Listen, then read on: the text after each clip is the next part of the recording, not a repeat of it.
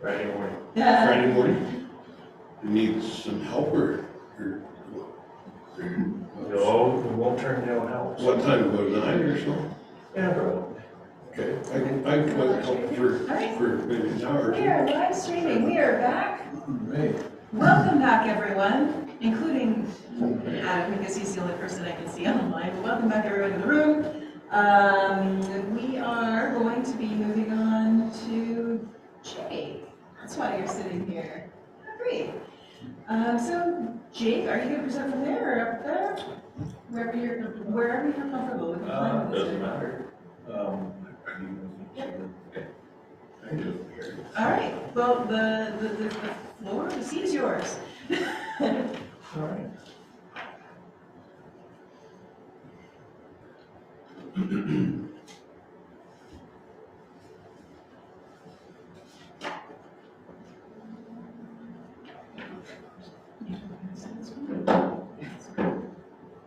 There we go. All right, you're all set, Jake. All right, well, good afternoon, Mayor Watson and members of council.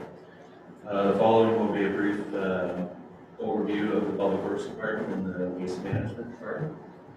There will be an opportunity at the end of the presentation for any questions or comments you might have. Next slide.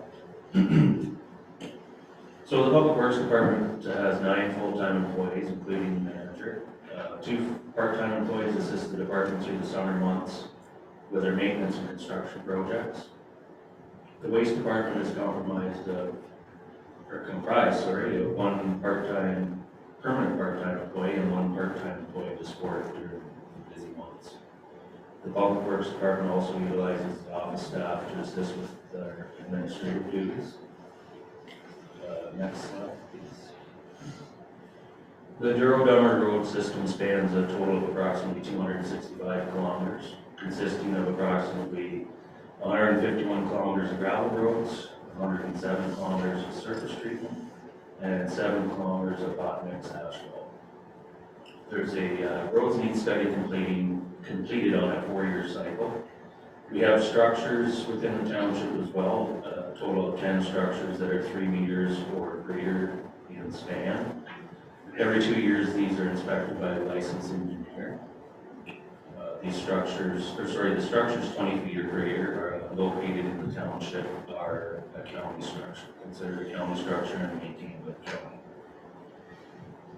Our maintenance and construction season, which includes sign repair, road maintenance,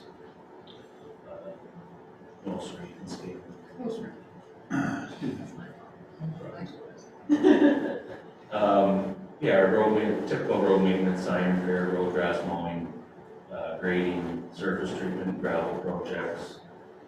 These all take place typically from May to November, based on our 10-year plan, the roads need study and budget. Staff complete these tasks utilizing 7 dump trucks / plow trucks. We have 4 pickup trucks used for a variety of things. 2 of them are used for snow plows come wintertime, and 1 is used part-time by the Parks Department.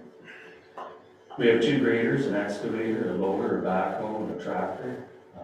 We also have a roller, packer, 1 truck used for patching, and a chipper for our brushing operations. Next slide, please. Our winter maintenance season commences October 1st to April 30th, utilizing 6 tandem snowplows, completing 530 lane kilometers in approximately 6 hours. So, as you noticed, our 265 kilometers road system doubles in the wintertime to 530 with the need to plow both lanes of our road system. This will be the first year completing the winter maintenance to all the municipal properties, including the community centers and the fire halls, using 2 of the smaller trucks that I had previously mentioned, with plows and sanders. Next slide, please. Our winter cleanup and sweeping takes place, depending on the weather, in April, May, on all our top roads, as well as municipal properties. We do alternate the starting point from year to year. For example, if we started in the Donwood area, last year, Dawn will be last, the following year. This gives, the residents a bit of a break on the dust as to when it gets cleaned up. Using a tractor equipped with a sweeper and along with a hired contractor, we complete the process in approximately 2 weeks. The sweepings are trucked back to the yard mixed in and reused when possible. Next slide. Patching's an ongoing maintenance activity, typically from March to November, and also as needed, weather permitting. I also stuck in some load restrictions there. So the information for the seasonal load restrictions, or half loads as they're typically known as, are applied annually when the signs are displayed on a roadway. Signs are generally posted between March 1st and April 30th, as this is typically the spring breakup period, when a road base is at its weakest condition as ground frost thaws and melts. The signs will be removed when it's deemed that the restrictions are no longer needed. So this sometimes is extended or half-load season, depending on the weather conditions. And these reduced loads are in effect during this period on all township roads. Next slide, please. Grading takes place in early spring, taking approximately 2 weeks to complete the entire 151 kilometers of gravel roads, utilizing 2 graders. Grading continues throughout the year as needed. Dust suppressant, calcium chloride, is typically applied in late May, early June, or after our grading and gravel applications have been completed. Next slide, please. The township's current gravel resource, the 6-line pit, is close to being exhausted. Drain Brothers has 2 gravel resources within the township, the North Quarry off of County Road 6 and the Norwood pit on the 11th line of Douro-Dummer just north of Highway 7. Gravel is used for our graveling program, which sees approximately 3 inches of gravel applied every 5 years to our gravel road system. It's also used for spot graveling, patching of gravel roads, surface treatment projects, as well as culvert replacements and repairs. In 2021, we applied over 30,000 tons of gravel for various projects. Next slide, please. The Halls Glen Transfer Station is open from May 1st to October 31st, Monday, Wednesday, Friday, and Saturday from 10 till 2. Sunday 10 till 6, as well as winter hours from November 1st to April 30th, Wednesday, Saturday, and Sunday from 10 till 2. The township website is a great source of information, including the location, hours, fees, and what is and is not accepted at the transfer station. The county hosts their household hazardous waste day a couple of times throughout the year at the site. When these dates are announced, they can be found on the website as well. Residents can also bring their leaf and yard waste to the bin at the Public Works Yard in Warsaw from April to November, depending on the weather, of course. Next slide. So I've provided a few internal policies that you see there that guide their staff through completing various tasks within the department. We are governed by the provincial legislation and provincial policies, including the Municipal Act, as well as the Highway Traffic Act. Next slide, please. Staff have many opportunities for self-development through various agencies, like the Association of Road Supervisors and Ontario Big Roads Association. Staff are also given the opportunity annually to attend various courses and online training modules like chainsaw training, book 7 training, and road securement training to achieve their various goals. Next slide. Oh, sorry, I didn't know you had that animation.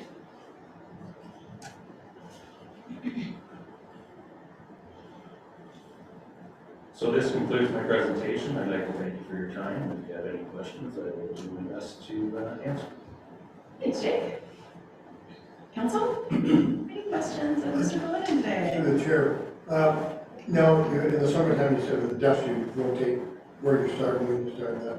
What about the roads scheduled? Are they consistent year after year, where you start and what roads you do first and that kind of stuff?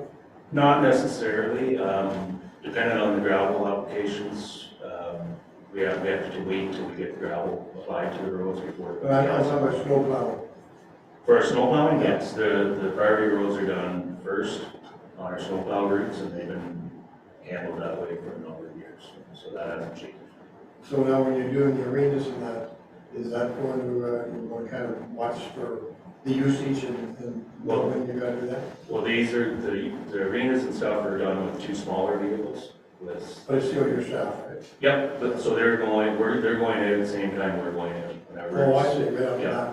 And if it's needed otherwise, and we're not in, then, the arena staff will contact us and we'll send somebody in. Okay. Yeah.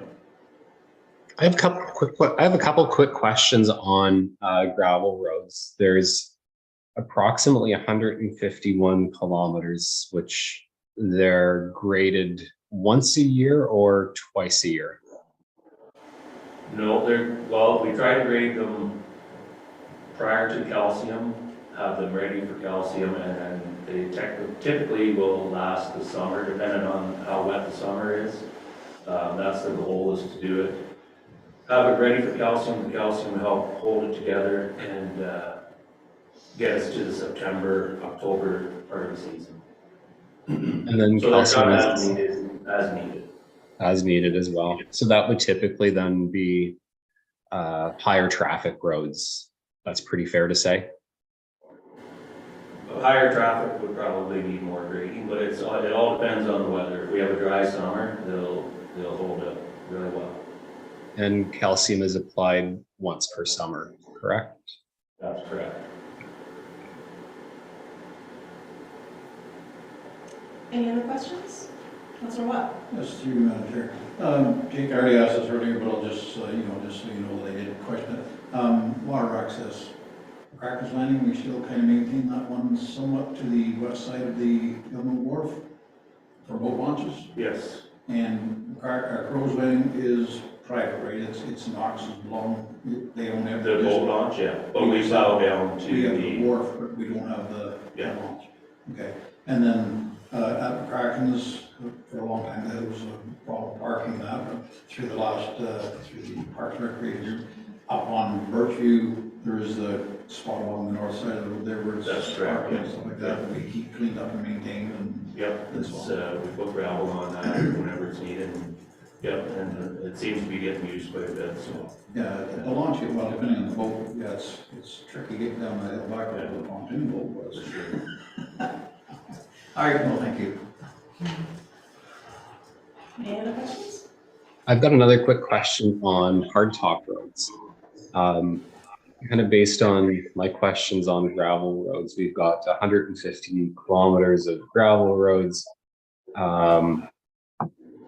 We grade them once, we apply calcium once, so there's 300 kilometers worth of trips, I guess, times two, because there's 2 lanes or maybe just one. So let's just, I say 300 kilometers, I guess. How much maintenance or driving or kilometers of maintenance is required on hardtop roads in a year? I know there's sweeping at intersections to gather up the sand from wintertime and whatnot, but I'm just curious as to how much more man hours are required on those roads. Well, that's all dependent on how, what kind of shape the surface treatment is in. If it's deteriorating, there could be quite a number of man hours patching that road. If it's a new surface treated road, there should be no maintenance really required to it, for 5 years, 5 to 7 years, so. Okay, I guess that was my next question, is kind of what's the definition of new until it starts to need kind of starting to get into a bit of significant work, kind of the 5 to 7 year mark? I would say the 5 to 7 years. It's all dependent on the traffic counts as well. The higher traffic volume roads and heavier traffic will deteriorate the road quicker. And of course, the weather. And the weather, yeah. Our winter seasons, if we get a lot of freeze thaws through the winter, that's not good for our road system.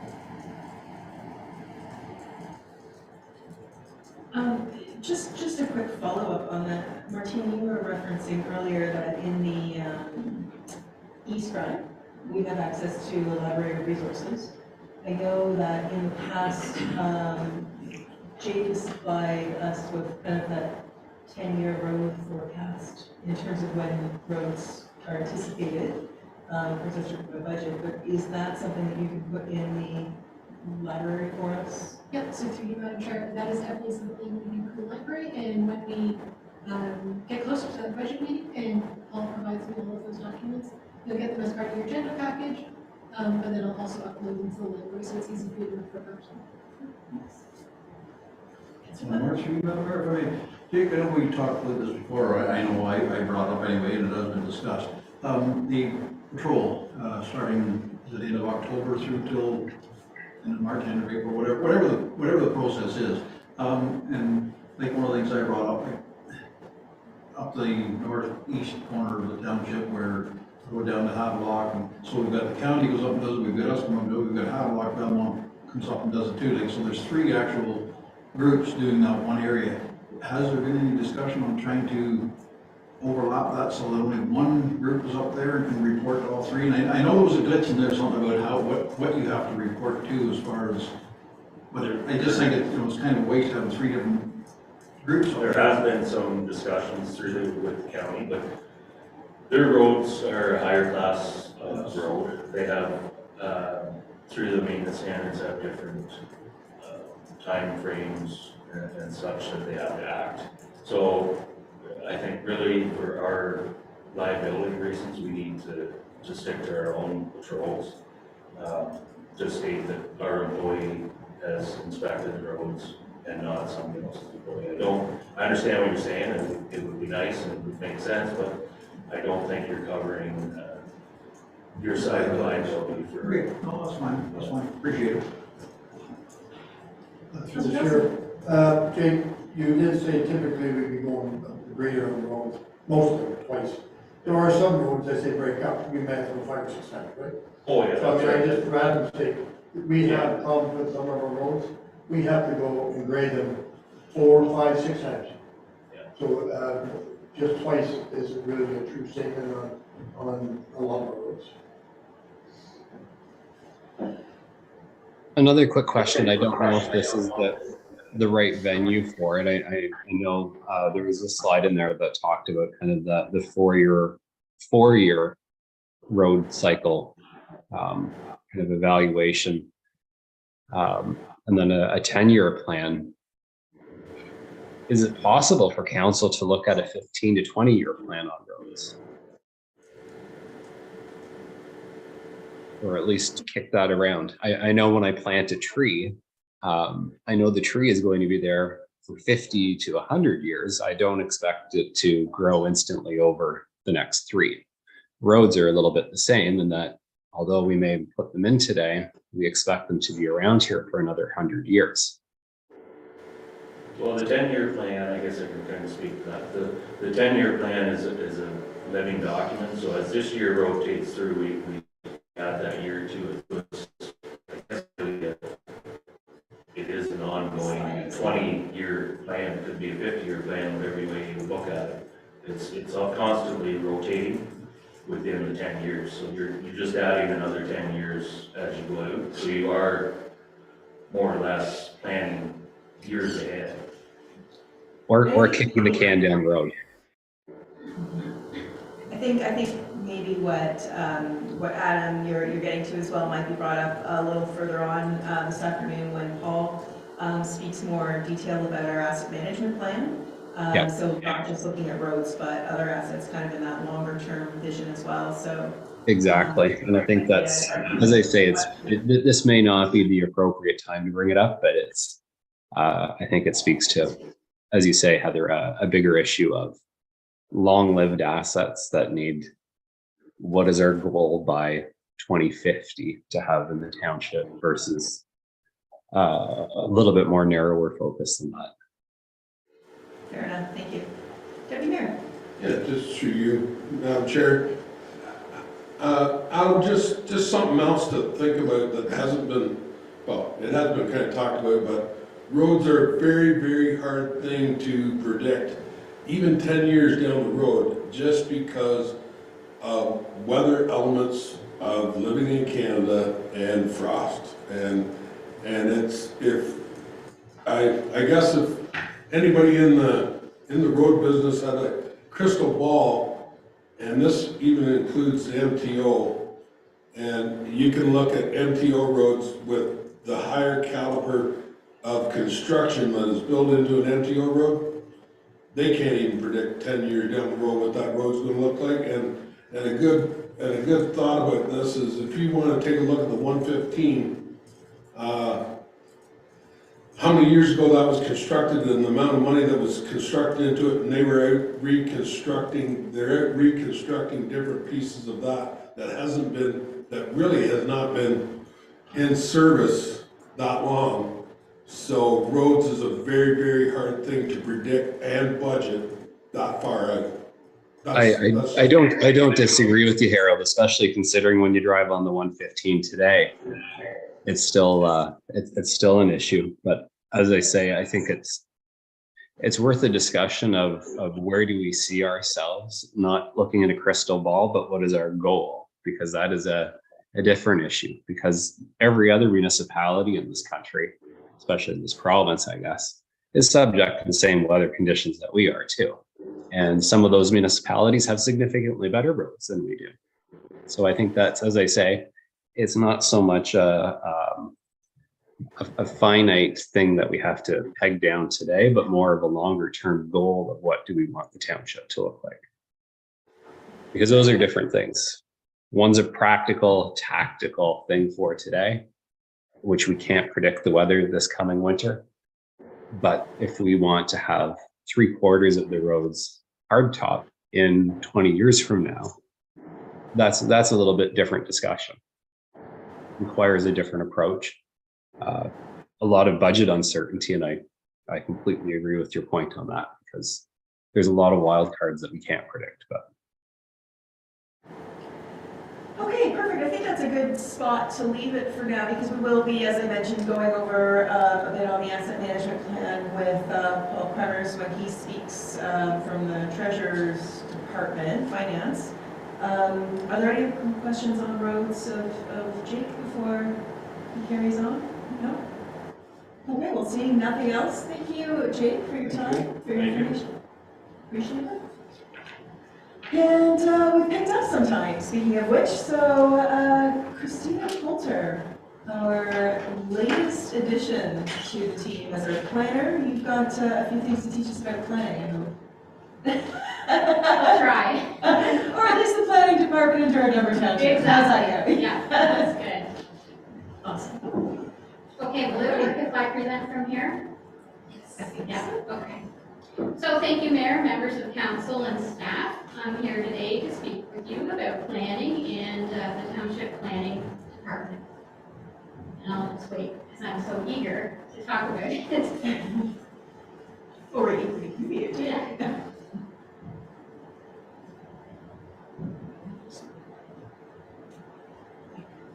Awesome. Next slide, please, Martina. So it's a big department, as you'll see.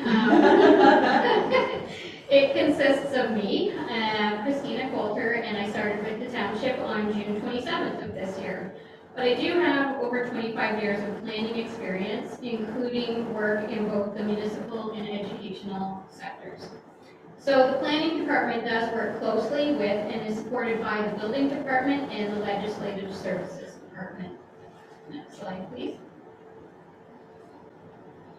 The legislative overview for planning in Ontario mainly consists of 6 key documents, which are the Planning Act, the Provincial Policy Statement, or PPS we call it, the Growth Plan for the Greater Golden Horseshoe, and we shorten that to Growth Plan, the County of Peterborough Official Plan, the Township Official Plan, which is a local component within the County of Peterborough Official Plan, and the Township's Comprehensive Zoning Bylaw. Next slide, please. So the purpose of the first item, the Planning Act, is to provide for planning processes that are fair. The Act promotes sustainable economic development. It provides for land use plan, or for a land use planning system that is led by provincial policy, and it integrates matters of provincial interest into provincial and municipal planning decisions. The Planning Act encourages cooperation and coordination among various interests, and it recognizes the decision-making authority and the accountability of municipal councils in planning. Next slide, please. So, land use planning decisions made by municipalities, planning boards, the province, or a commission or agency of the government must be consistent with the provincial policy statement. The provincial policy statement is a consolidated statement of the government of Ontario's policies on land use planning. It gives provincial direction on issues such as the efficient use and management of land and infrastructure, the provision of sufficient housing to meet changing needs, including affordable housing, the protection of the environment and resources, including farmland, natural resources, for example, wetlands and woodlands, and water. It provides opportunities for economic development and job creation.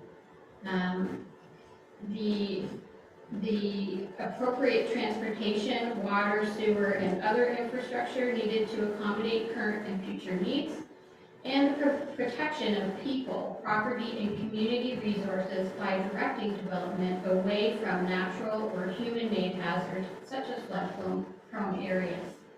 Next slide. The Planning Act requires that all decisions in respect of planning matters will conform with the growth plan. The growth plan, unlike the provincial policy statement, which is applicable to all of Ontario, the growth plan is only applicable to those municipalities that are within the Greater Golden Horseshoe. Those are high growth municipalities. So the growth plan, or a place to grow, is the Government of Ontario's initiative to plan for growth and development that supports economic prosperity, protects the environment, and promotes a high quality of life. The growth plan includes non-policy commentary to provide background and describes the purpose of the policies. And finally, the growth plan prevails where there is a conflict between it and the provincial policy statement. The only exception is where the conflict is between policies relating to the natural environment or human health. In that case, the direction that provides more protection to the natural environment or human health prevails. Next slide, please. So the next legislative document is the County of Peterborough Official Plan. The County Official Plan describes the upper tier municipal council policies on how land in the county should be used. It's prepared with input from the community, and it helps to ensure that future planning and development will meet the specific needs of the community. An official plan deals mainly with issues such as where new housing, industry, offices, and shops will be located, what services like roads, water mains, sewers, parks, and schools will be needed, when and in what order parts of your community will grow, and community improvement initiatives. The County of Peterborough has prepared a new official plan to set the vision and direction for growth and development to the year 2051. On June 29, 2022, Peterborough County Council adopted the new official plan by bylaw. The OP requires final approval from the Ministry of Municipal Affairs and Housing before it comes into effect. So until the new official plan is approved, the existing official plan remains in effect. Next slide, please.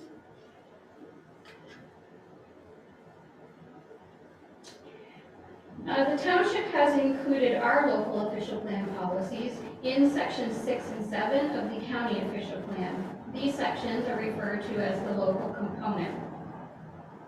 By including local policies in the county official plan, it creates a more consistent approach to planning and development across the county. The Township of Douro-Dummer's Section 6 and 7 includes policies that make the public aware of the municipality's general land use planning policies. It makes sure that growth is coordinated and meets our community needs. It helps the community understand how their land may be used now and in the future. It provides a framework for establishing municipal zoning bylaws to set local regulations and standards, like the size of lots and the height of buildings. And it shows council's commitment to the future growth of our community. Next slide. So while the official plan sets out the municipality's general policies for future land use, the zoning bylaw puts the official plan into effect essentially, and it provides for its day-to-day administration. The zoning bylaw will contain specific requirements that are legally enforceable. Construction or new development that doesn't comply with the zoning bylaw is not allowed, and the municipality will refuse to issue a building permit. A zoning bylaw controls the use of land in our community, and it states exactly how land may be used by dividing the township into different land use zones with detailed maps. It shows where buildings and other structures can be located, the types of buildings that are permitted, and how they may be used. It also identifies the lot sizes and dimensions, parking requirements, building heights, and setbacks from the street. Next slide, please. So all of that legislation is divided up and handled as follows. The province issues provincial policy statements, prepares provincial plans like the Greenbelt Plan, the Oak Ridges Moraine Plan, and Growth Plan for the Greater Golden Horseshoe. The province promotes provincial interests such as protecting farmland, natural resources and the environment, and sustainable development.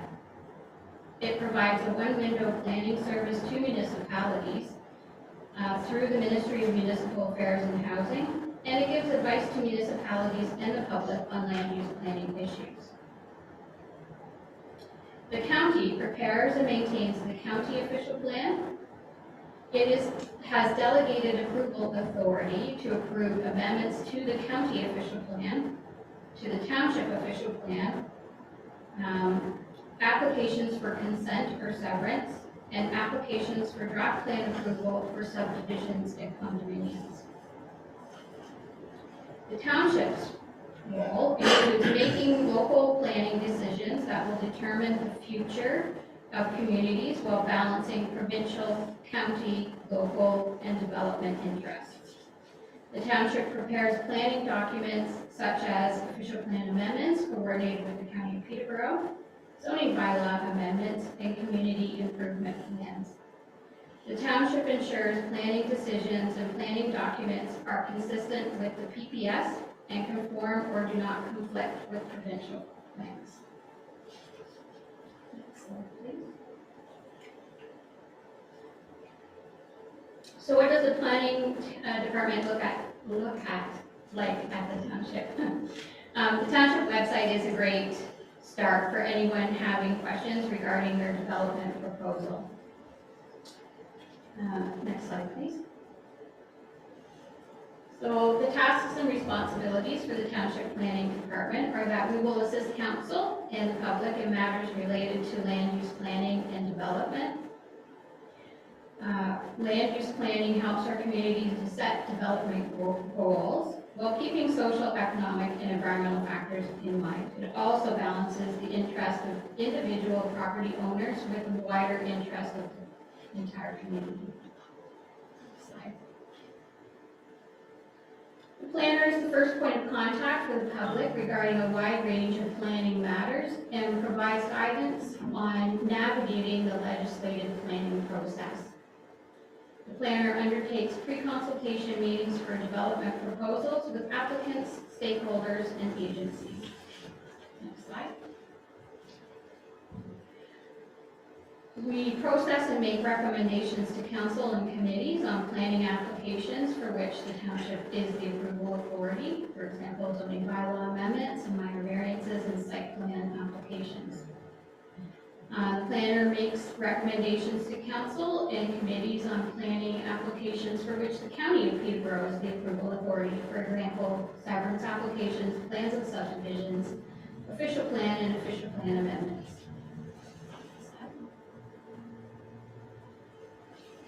We provide interpretation, recommendation, and implementation for new legislation, for example, Bill 109, which is Ontario's More Homes for Everyone Act. We ensure township planning bylaws are up to date and in accordance with provincial legislation. And we undertake extensive research and documentation in order to be prepared for appearances before the Ontario Land Tribunal. Next slide. I think, the department promotes and responds to inquiries about economic development, and we act as a liaison with Peterborough and the Kawarthas Economic Development, which is short form PECAD. We review and facilitate lease renewals for various properties in the township. We collaborate with senior staff to respond to inquiries regarding disposition and acquisition of municipally owned land. And I assist in preparing the planning department budget. Next slide. So the types of planning applications that we would receive would be official plan amendments, zoning bylaw amendments, site plan approval, minor variances, and then in terms of lot creation, plans of subdivision and condominium and land severances. And the website on the right-hand side shows the planning application fees for those types of applications for 2022. Next slide. So to finish up the planning department presentation, I'd like to provide a few stats on the types of planning applications we've received by the township so far. We're currently working with the county regarding 2 active plans of subdivision. One is the Halls Glen on the left. It's draft approved. There's 52 residential lots, 4 internal roads proposed, and 3 stormwater/environmental blocks. The second one is in Donwood, and it is in process, but has not received any draft approval. We haven't held a public meeting on this one yet. It is for 25 residential lots, 1 internal road, and 4 stormwater and/or environmental/open space blocks. The one on the right. Next slide. So in 2022, we have undertaken 27 pre-consultation meetings so far. We've received or processed 2 official plan amendments, 2 minor variance applications, 3 site plan approvals, 4 rezoning applications, and I'm going to correct this. It says 28 severance applications, which had us on track for, this is my big thing, meeting or exceeding the most number of severances the township has received in the last 22 years. But as of last week, we met that target and we've now received 31 severance applications so far this year. So it's a busy year in terms of lot creation. Last slide. So before I leave you with, I think one thing I just want to encourage council is that each of you feel free to reach out if you have a question regarding any planning department reports to council or committee. Please do so before the council meeting so that I can be prepared, because oftentimes planning is complex and complicated and it does require a lot of research to work through the many layers of policy and regulation. So with that, I will thank you, and if there's any questions, I will try to answer them. Thank you, Christine. I'm sure you're quite capable of answering any questions that we could possibly ask around planning. Any questions from council? Through you, Madam Chair. Christina, I understand it's supposed to get harder next year. And why, what is driving the getting harder part? Thank you, through you, Mayor, to Deputy Mayor Nelson. I think what you're alluding to is the fact that there is a new official plan that has been adopted by the county, not yet approved by the township or by the ministry. What the new plan has done is introduce an agricultural mapping framework. So right now, the township has a rural designation that permits a minimum, a maximum of 2 severances per rural designated property if there has been no severances in the last 25 years and the property has owned them for 5 years. Part of the township is proposed to remain with a rural designation, but some of the township will now receive an agricultural designation, which means that there will not be an opportunity for residential severances in the agricultural designation. So there's still opportunity for new farm parcel lot creation, surplus dwellings from a farm. But I think that's maybe what is driving people to feel like they might be running out of time this year before the new official plan is implemented. Sorry, and another question to that, who designated or how was the farmland designated? That is the big question out there that I'm getting from our ratepayers. Right. Who designated what was farmland and what wasn't? So it was through a provincial designation. So the province did outline mapping that both the township and the staff at the township had an ability to work on a technical advisory committee with staff from the county. And as a public process, members of the public had opportunity to identify their needs. But generally speaking, it's based on soil classification, but not just soil classification. It looks also at what is the predominant use in the area. So if it is predominantly agricultural right now, then that was incorporated into that agricultural system. So having said that, as for county council, can they override that policy provided, for example, we all know sometimes mapping incorporates stuff that really isn't what it is. And from what I understand also, I don't believe has the soils actually come back from the province yet? That I know they were doing an upgrade on all them soils through Ontario. And has that actually, it's kind of a twofold question, but in answer, what I'm getting at is, can it be overridden if it's not actually prime agricultural land, and it's not really, every farmer out there wants to be able to possibly look at a retirement lot on their property. And this is the question I'm getting asked is, how come I've farmed here all my life, I got a piece over there that's a stony piece of land that's no good for nothing else, and why can't I put a lot there and build a house? So I guess that's my question to you. Yeah, so when the province introduced their provincial mapping, they had prime agricultural areas and candidate areas. There was some flexibility for the township and the ratepayers to look and say, here's my reason I don't think this should be included. At the end of the process, the final mapping went through to the county of Peterborough, and then it goes through to the province. So if someone's property now will be designated agriculture and they don't believe it is, there is a process to go through an official plan amendment to have it removed once the new official plan is in place. There would be requirements under the provincial policy statement on removing agricultural land, and there would be a number of studies that would have to be completed in support of an application to remove it. So, and that would be at the cost of the owner. That's correct. Okay. Thanks, Christine. Thanks for your question, or thanks for your answer. Councilor Johnston? Sure.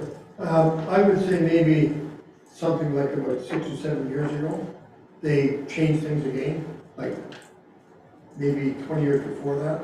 We walked the properties of both municipalities, Douro-Dummer, and we found that they wiped it off, we had no prime, number one, agricultural land.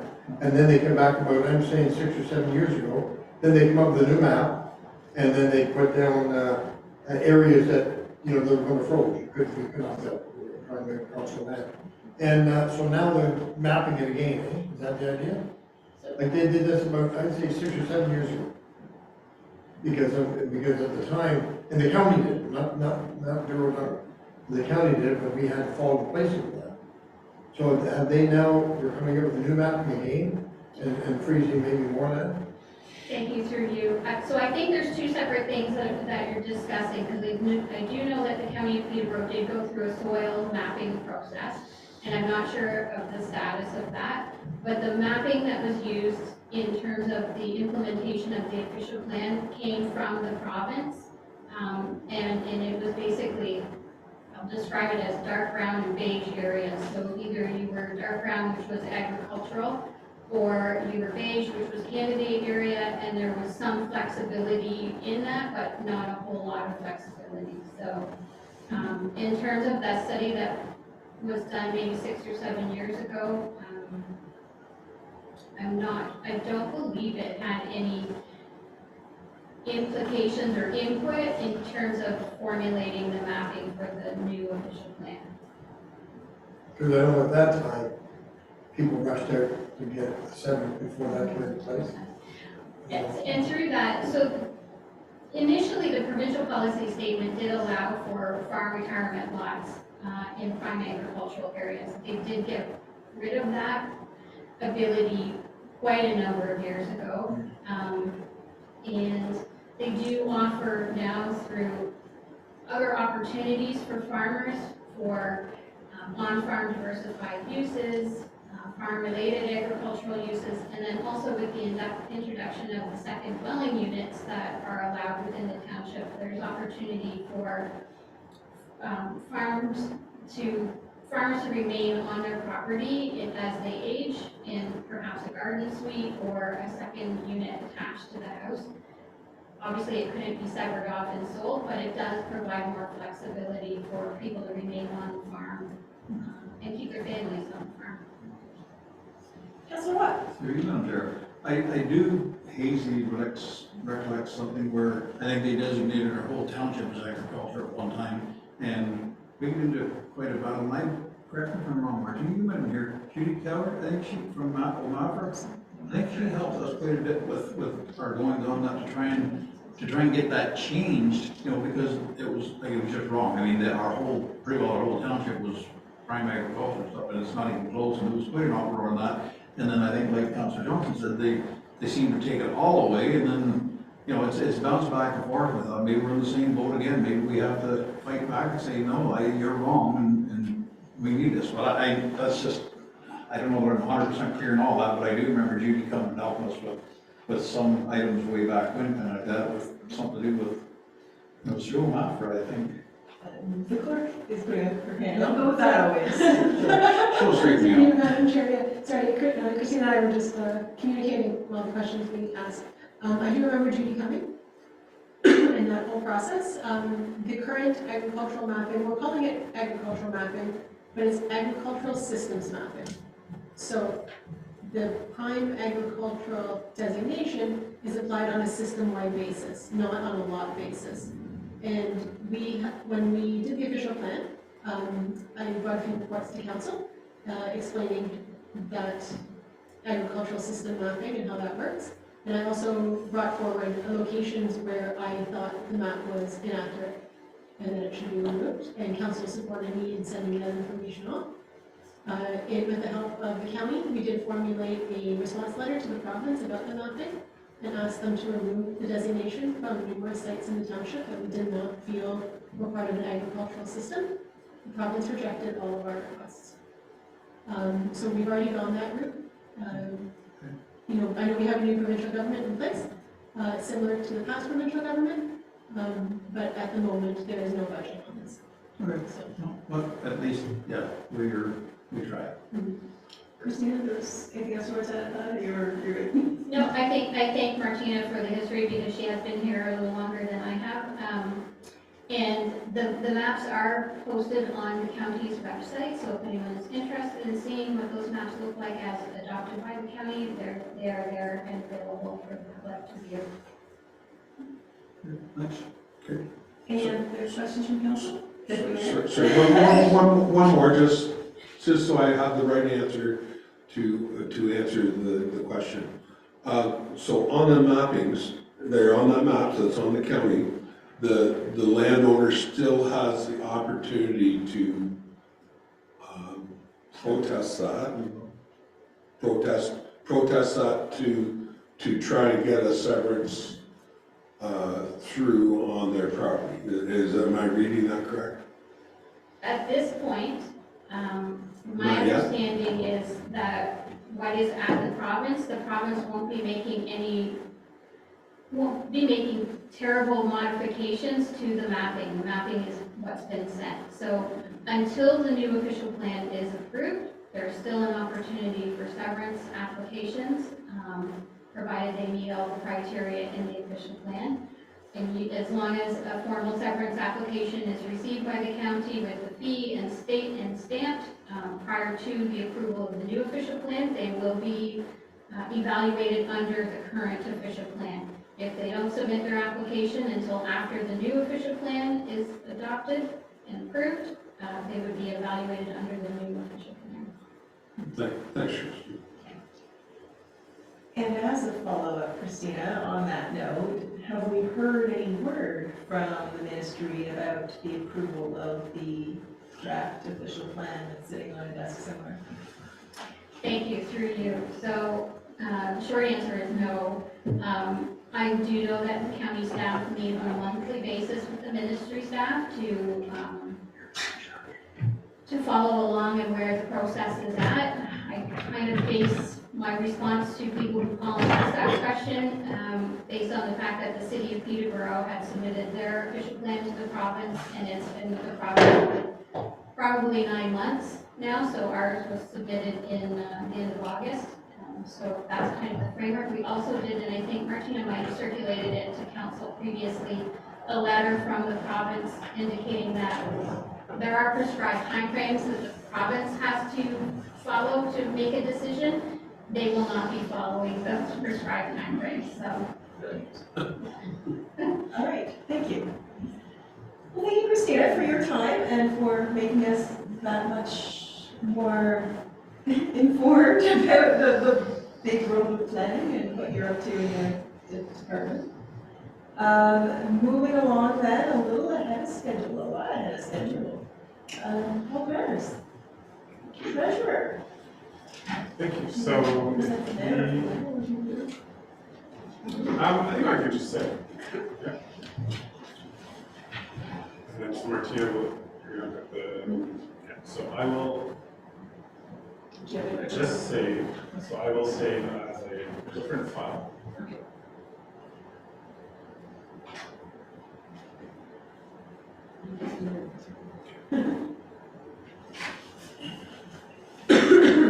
We're making updates on the fly. Just wanted one more review. Should get the best product possible.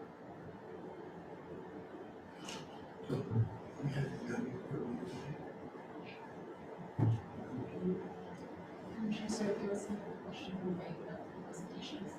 Sorry, what's your question? We will be having the building department here today. I don't think it's on the, No, we don't have a presentation. We can look at our timing and try to put something in the next, one of the other opportunities that we have for training, give you a better update. If there's specific questions, you can give me a call, and we can chat about it too. If there's something. Okay, should we go? there you go. See. Yeah.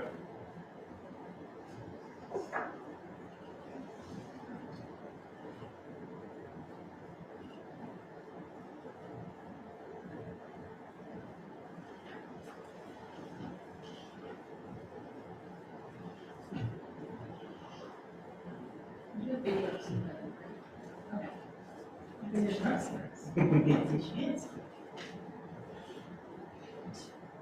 If I'm being honest, probably more that I didn't want to do all the talking. Someone else can usually explain it better than me. It's a good strategy.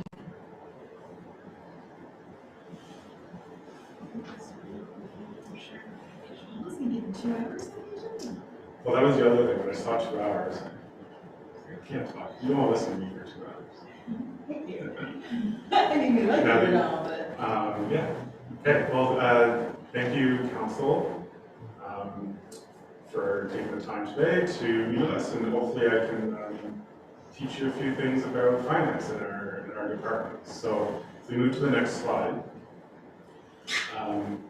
These are my objectives. I think anytime I go into a presentation or meeting, I want to make sure I'm clear on what my objectives are and what my intentions are for that meeting and for everyone's time. So first I want to tell you who we are as a department, who's in the department, and give you a little bit of history on our department.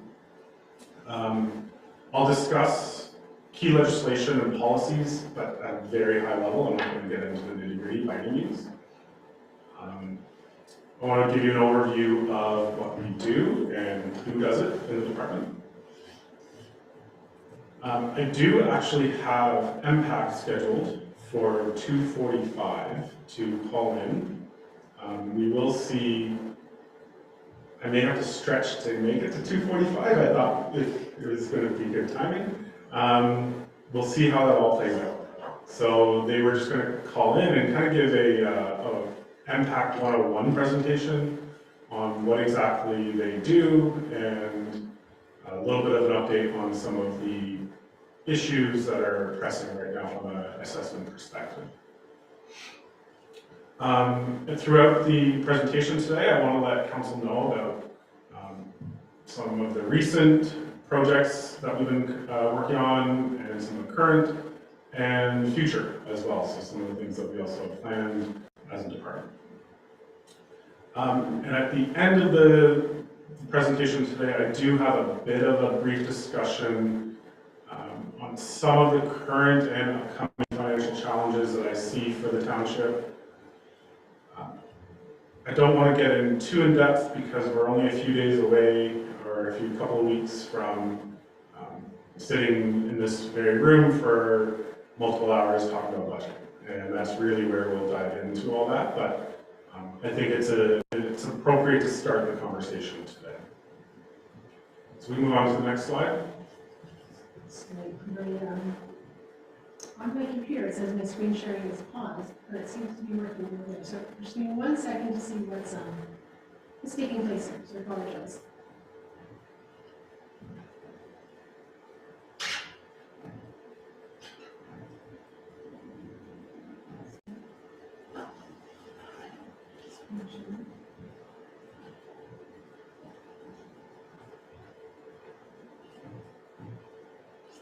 Okay, sorry about that. That's okay. We can keep going. Mm-hmm. You all set? Yep. Next slide. All right, so this is a who we are slide. I'll save myself to the end. I think the team is probably more important than me, at least that's my philosophy. So we have a good mix of experience and new in the department.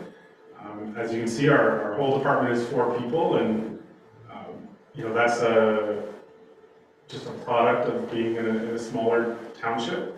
But we are responsible for the same things, a lot of the same things that a larger municipality is responsible for. So we wear a lot of different hats, and we have a lot of different responsibilities that get divvied up amongst all the teams. So we have Donna Kelly, who is one of the deputy treasurers.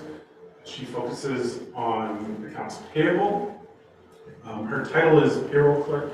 She also supports the payroll function and then does a variety of accounting functions and supports the general accounting for the township. I was asking Donna before I came down, because I knew it had been a while, I couldn't remember the exact time frame. She's been with the township 20 years next October. Next up we have Nicole MacArthur. Nicole joined the township in April or March, anyways, around then. Her role, the title is Finance and Payroll Clerk.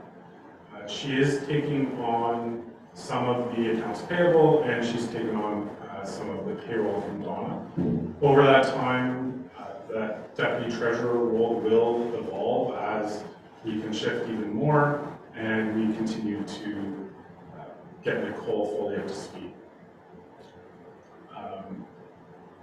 And lastly, we have Caroline Nelson. Caroline has been with the department for 30 plus years. I don't have the exact number with me. She's, I think, no, Peggy's been longer. Caroline's longest, okay, so she's our longest standing employee. And she really takes care of our tax function, the collection of any reporting, and any entries and adjustments, and sending out the bills, and dealing with residents when they have questions, and making sure our tax roll is up to date. She works closely with MPAC on any issues as well. And she's been a great resource, and I've been pretty lucky to have her. So, so lastly, my name is Paul Creamer, and I've been with the township almost 2 years to the day.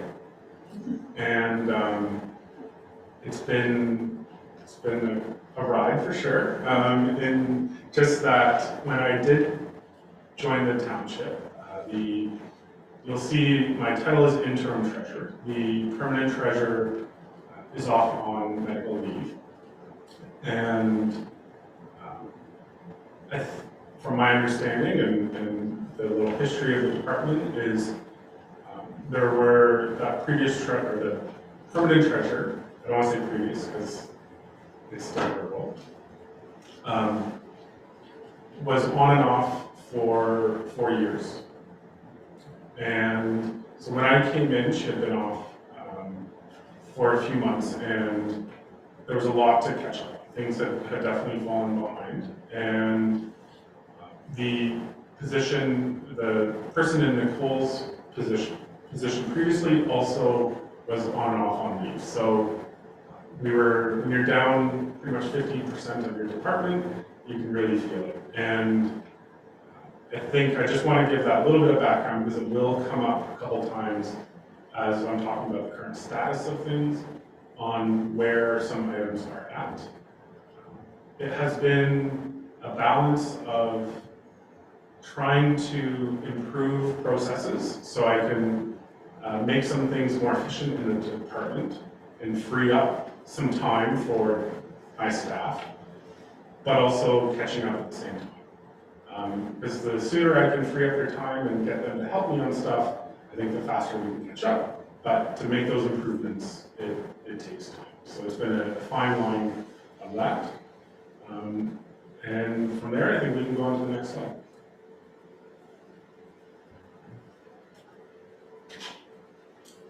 Okay, like I said, very high level of the key legislations that kind of governs what we do as a township from a finance perspective. So first off, we have the Assessment Act, and that's going to cover majority of things to do with property taxation. The Building Code Act does dictate what we can and cannot charge for from a user fee perspective and charges. I will mention for the building department, they are required to be basically self-funded. And so the building department has a zero impact on the levy every year. They are required to update their charges so that they are self-funded. We have the Development Charges Act, and this seems to be ever evolving. Every few years, it seems like there's constant changes. One of the things I actually meant to do on the previous slide is to give a little bit of a background on my experience. And where it's relevant here is I did work as a consultant for 3 years. There's two main firms that complete development charges, Henson and Watson. Then there are some engineering firms that complete more one-off studies. Our study was completed by an engineering firm previously, but there are two main experts in the development charge field, and I worked for one of them for 3 years. So I do have a good background. I've worked for I think this is my 7th municipality in the province. I've been the project manager for some development charge studies for the city of Pickering and the municipality of Clarington. So I do have a pretty comprehensive background on DC studies and development charges in general. What I will say about development charges in the township, it's not a primary source of income. And I think if you think about it, I know I'm following up on planning. We don't have the volume of growth that some other areas have for a multitude of reasons, but we don't have the kind of development that is going to trigger a significant need for new facilities and assets. And development charges are there to pay for growth-related assets. But we do have some. We do have some needs related to growth. And the last study was completed in 2019. Those studies are good for 5 years. And therefore, we need to update ours come 2024. I believe the exact date is early August 2024. When we do development charge studies, they have to be available for comment for a certain period of time. And so when you start backing up from the end of the time frame of when we actually need to have it done by, you're getting into early 2024 of having the study complete and available for comment. And then so you back up from there, that means we're likely going to have to start the study in this upcoming summer. As of right now, that study can be funded through development charges that we've collected. One of the proposals of the More Homes Act is to remove the ability to do that. Now, given it is in our existing study and bylaw to pay for the study under that way, there has been no transition rules around how we have to transition to the new legislation, but given we have already been raising money for that study, it is my intention to fund that study through development charges next time, but we likely won't be able to do the time after. So just a heads up, just to wrap up DCs, I expect we'll go to tender probably second quarter next year, and we'll get that process started. I think our bylaw can be reviewed. I'm not sure how much our charge needs to be reviewed, given we don't have a lot of growth, but I think how we do charge it and do impose the fee onto construction in the township, our policies can probably have a good review going forward and make sure that our bylaw is really kind of bulletproof. Okay, next up, Education Act. It talks about how we can levy property taxes for education rates, or the education taxes, and also relevant are the development charges that the school boards can levy, and as of this past year, do levy. Prior to this year, the school boards never levied a development charge, but that is a new charge that development in the township now has to pay. From an Employment Standards Act, that impacts a lot of what we do for payroll. We need to be ensuring that we're following everything and paying everyone accordingly, according to the Act. This one I don't touch too much on, but the Liquor License and Control Act does dictate what we can and cannot charge for facility rentals and what we require when we are serving alcohol, what we need to have in place for a facility rental.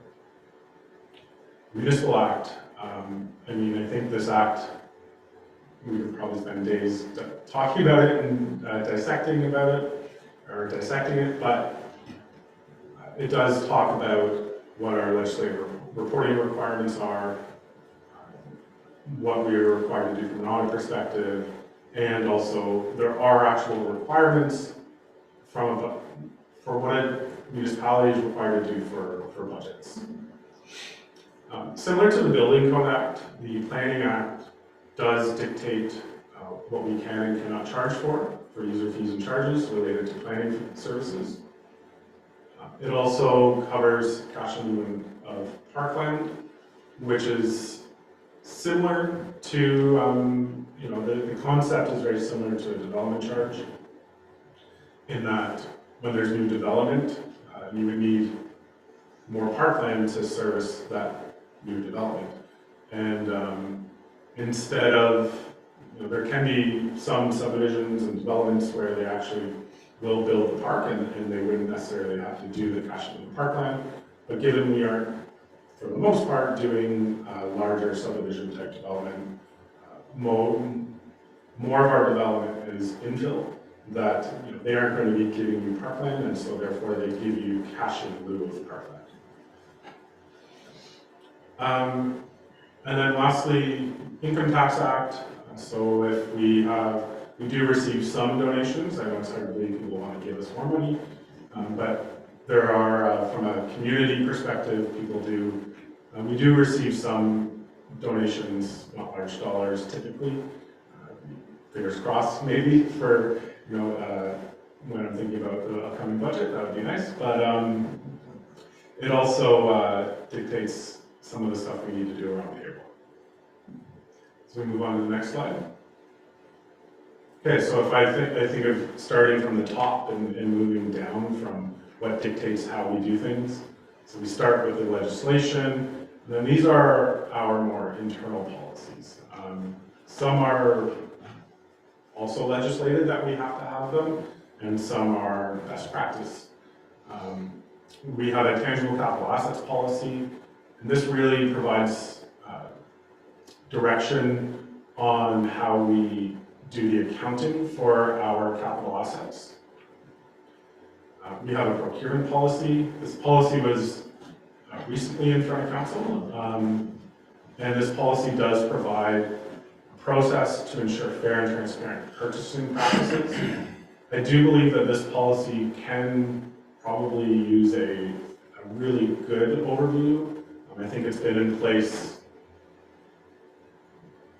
I want to say 10 plus years, and I think it's just probably time that we really sit down and give it a comprehensive overview. We did update it with the previous council to ensure that we can move to a online procurement process. But the next iteration might have some further changes, but that was the most pressing need, was to get that changed in front of council.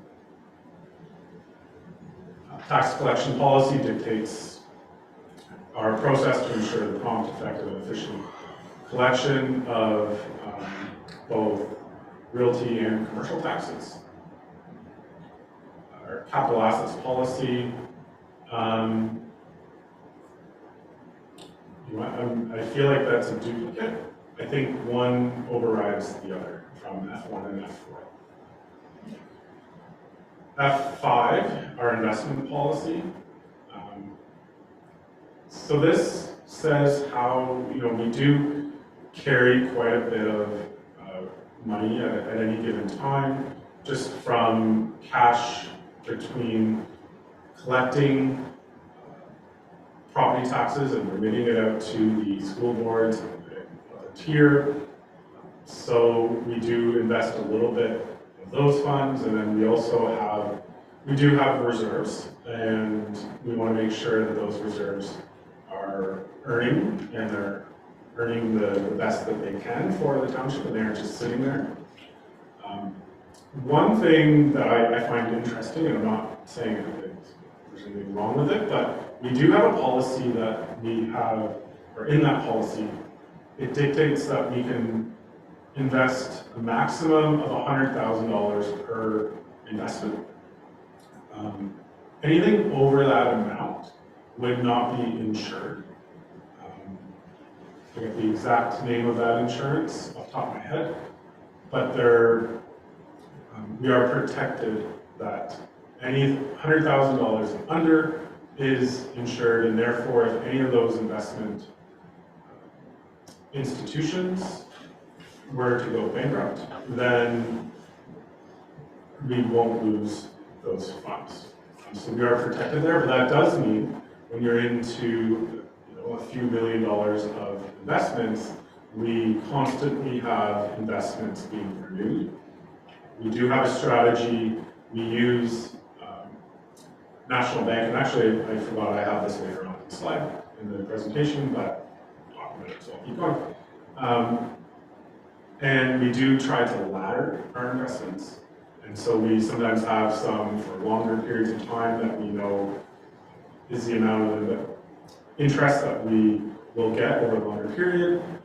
Over the past few years, we were getting almost next to nothing, just with the really low interest rates from an investment perspective. And so we went really short term during that time. And I think that actually paid off. We've been able to renew at almost historically high rates now. And so, that approach of short term during the last couple of years has paid off. We may look at some longer term investments over these next few months to take advantage of these high rates. You never know how long they're going to last.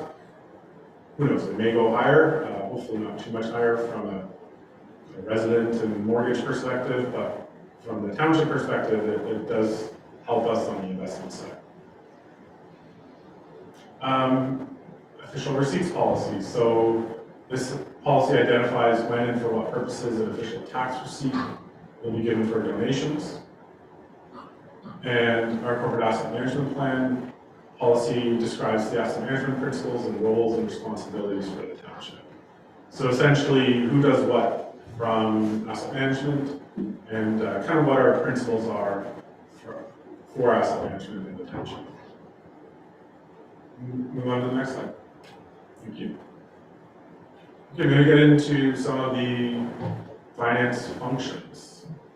Before I move on, have we just been saving questions for the end or throughout, or what's council's preference? I was thinking because this is a longer presentation, it's a good break to ask a couple of questions. Sure. If Council Yeah, Hunter through the has chair. I'd like to ask you a quick question on the development charges. For sure. Now, you work for a company that done these. I know I've been involved in a lot of them. You can't do your own in-house, they got to be done by an outsider. You can. Even with my experience, I would not recommend it. It is its own subject, its own area of expertise that you do not want to get wrong. My experience is developers and fully justified, they're constantly looking for ways to pay less money. And I don't disagree. I think they have every right to ensure that what's being charged is fair and within follows the legislation. But they can tear it apart. I've been a part of some processes where the development community is very involved and they look for every opportunity to find something you've done wrong. And unless you're living in that world of development charges, I also alluded to the fact that the legislation is constantly changing. I think I can probably provide a little bit more in-house review and some policy work and also hold the accountants or the consultants a little bit more accountable. They may not be able to get anything past me as much as other people who haven't been involved in the world, but no, I would not recommend You're doing trying to give me another hat. You're not busy enough. I think sometimes managing the project is a lot of work on its own, just making sure that what's being done and reviewing it is correct. Councilor Watt? Thank you, through you, Madam Chair. On the same subject, Paul, and I'm glad to hear you say that you have that good set of eyes to overlook and see what's wise. We don't have a whole lot of commercial, which is, maybe good, maybe bad in certain ways, I think, but we also don't want to put the general public out of contention to build and stuff like that. I mean, we've got to keep our fees to a point where it's affordable for somebody to do something like that, because if you're sunk right off the start, you know, $50,000, $60,000, $70,000 before you dig a hole in the ground, kind of got with all the different fees and everything like that, it's kind of detrimental to us, so it's kind of nice. A firm could come back, but, and I'm not saying they do, but they could base it on a huge municipality or even a city, something like, okay, you know, we're gonna do all this year, all these houses are gonna be, like that. Doesn't pertain to a little municipality for, like us, so I'm glad to hear that you've got that inside track to help us in that direction, because we have run into that before. We have actually downsized, I think, in the past, some of the charges that were brought back to us and say, this is what we're recommending. And it's like, we're gonna put most of the township out of business, kind of like that, for building a house, so. Yeah, it's a fine line for sure between, you know, the principle of development charges is that growth pays for growth, and that the burden of any additional infrastructure costs are not put onto the existing residents.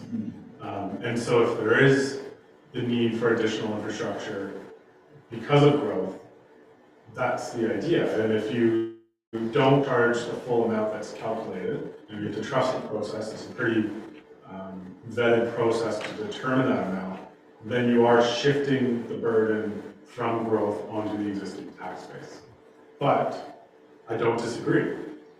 If you want to ensure some development, it can be a, you know, an approach to keep the fees down. But there's a trade-off, right? Yeah, reasonably, I mean, we know we can't price yourself out, but we have to be reasonable too.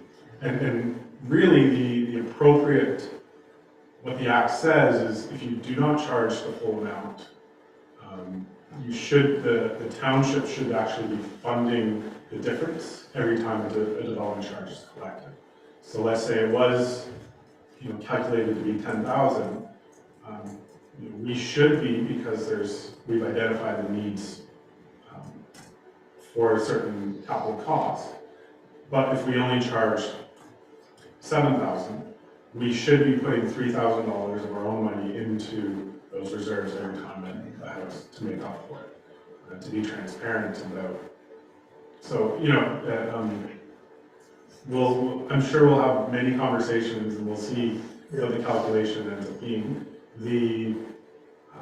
There are some protections in place that you can't just decide that one new facility is all for growth. There are historic service levels considered in the calculation, so you can't use development charges to increase your service level. Okay, thank you. Any other questions? No? Carry on. Okay. Thank you. Can you bring your slides back up?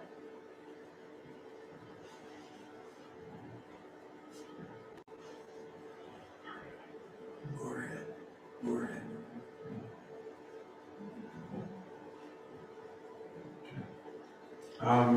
You know, I think any and every business has to do these three functions for accounts payable, accounts receivable, and payroll. But I'll highlight a few things about each process that I think are relevant to council. So for accounts payable, we process our payments to vendors on a bi-weekly basis. So we basically alternate between payroll and accounts payable. 1 week is the payroll week, and the next week is an accounts payable week. We are reviewing our accounts payable process, and we're working on implementing electronic invoice approval. So current process, invoice is printed, or we receive it in the mail, it goes out to the manager for them to code it and approve it. It then finds its way back to finance staff enters it into the system, and then it gets processed for payment. The idea going forward is, instead of manually distributing it, it will get distributed electronically, where the manager can approve it electronically. I'm hoping this cleans up the process. I'm not entirely sure it will save significant amounts of time, but where some of the time savings can be is it'll automatically digitally file the paper. So no more filing, no more writing, and instead of writing and then doing data entry, we're taking out one of those steps where it's just direct data entry into the system. So we're hoping that cleans up the process a little bit, easier to find, and we'll also know what invoices are out there. And so there is a risk at times of paper getting lost and paper getting mixed in with other paper and not getting paid. And so this process should remove some of those risks. So that'll be another benefit. From a accounts receivable, and this is relevant to one of the recommendations from the review that was completed by Tammy, which is the service delivery review. And it was really, the recommendation was to centralize the accounts receivable function.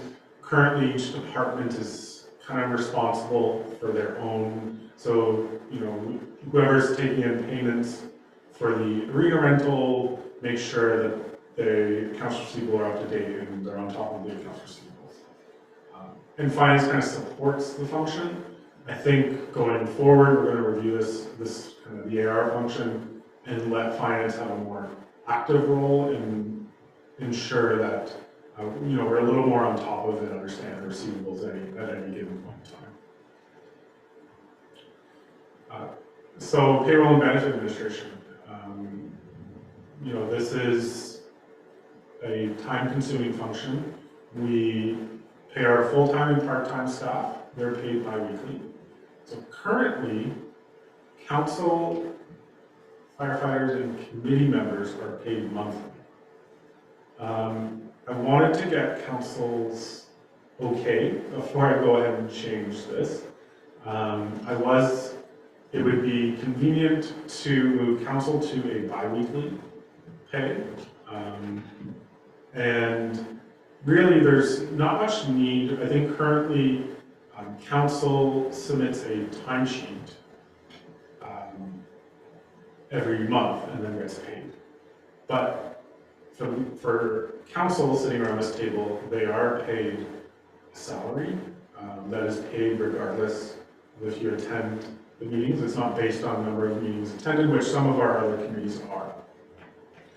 So my recommendation would be to move your pay to a bi-weekly, and it's constant. There's no timesheets. What would be required still is more of an expense form submission that I'm sure the policy would say it needs to be monthly, so that would cover any expenses that you're incurring as a counselor that you need to be reimbursed for, and any mileage that you're traveling. And that would be submitted monthly still. But from a pay perspective, we'll move it more to an automatic pay every 2 weeks. Would there be any objections or concerns with moving to that model? Council? I don't know if we're allowed to make decisions or just nod and wait for you to say, yeah, it's good. I think it is a This is a council meeting. process decision. Internal process decision, so. Councilor? Yeah, through you, Madam Chair. I don't have a problem with that at all. And like you say, a monthly statement with your mileage, if you have a conference you go to. I think the only other thing is there's a couple of emergency repairs. There's a couple of items on there that are separate on this patient we have now. I think emergency repairs was one of them that you get per diem on that one. I don't know, but as long as they're all on that sheet handed once a month, yeah, and a lot of months they're probably gonna be mileage only or blank. Maybe you parachute walking down the hill or something. Yeah, no, I don't have a problem with that at all. And I think what you're talking about, the per diem meeting remuneration wasn't actually an additional to council remuneration. We addressed this once in a council meeting, I believe, and it was more so just to break it out from a departmental costing perspective. Is that right, Paul? Well, there's a couple that are over and above your regular council pay, and I think emergency preparedness, I think is one of them on the list.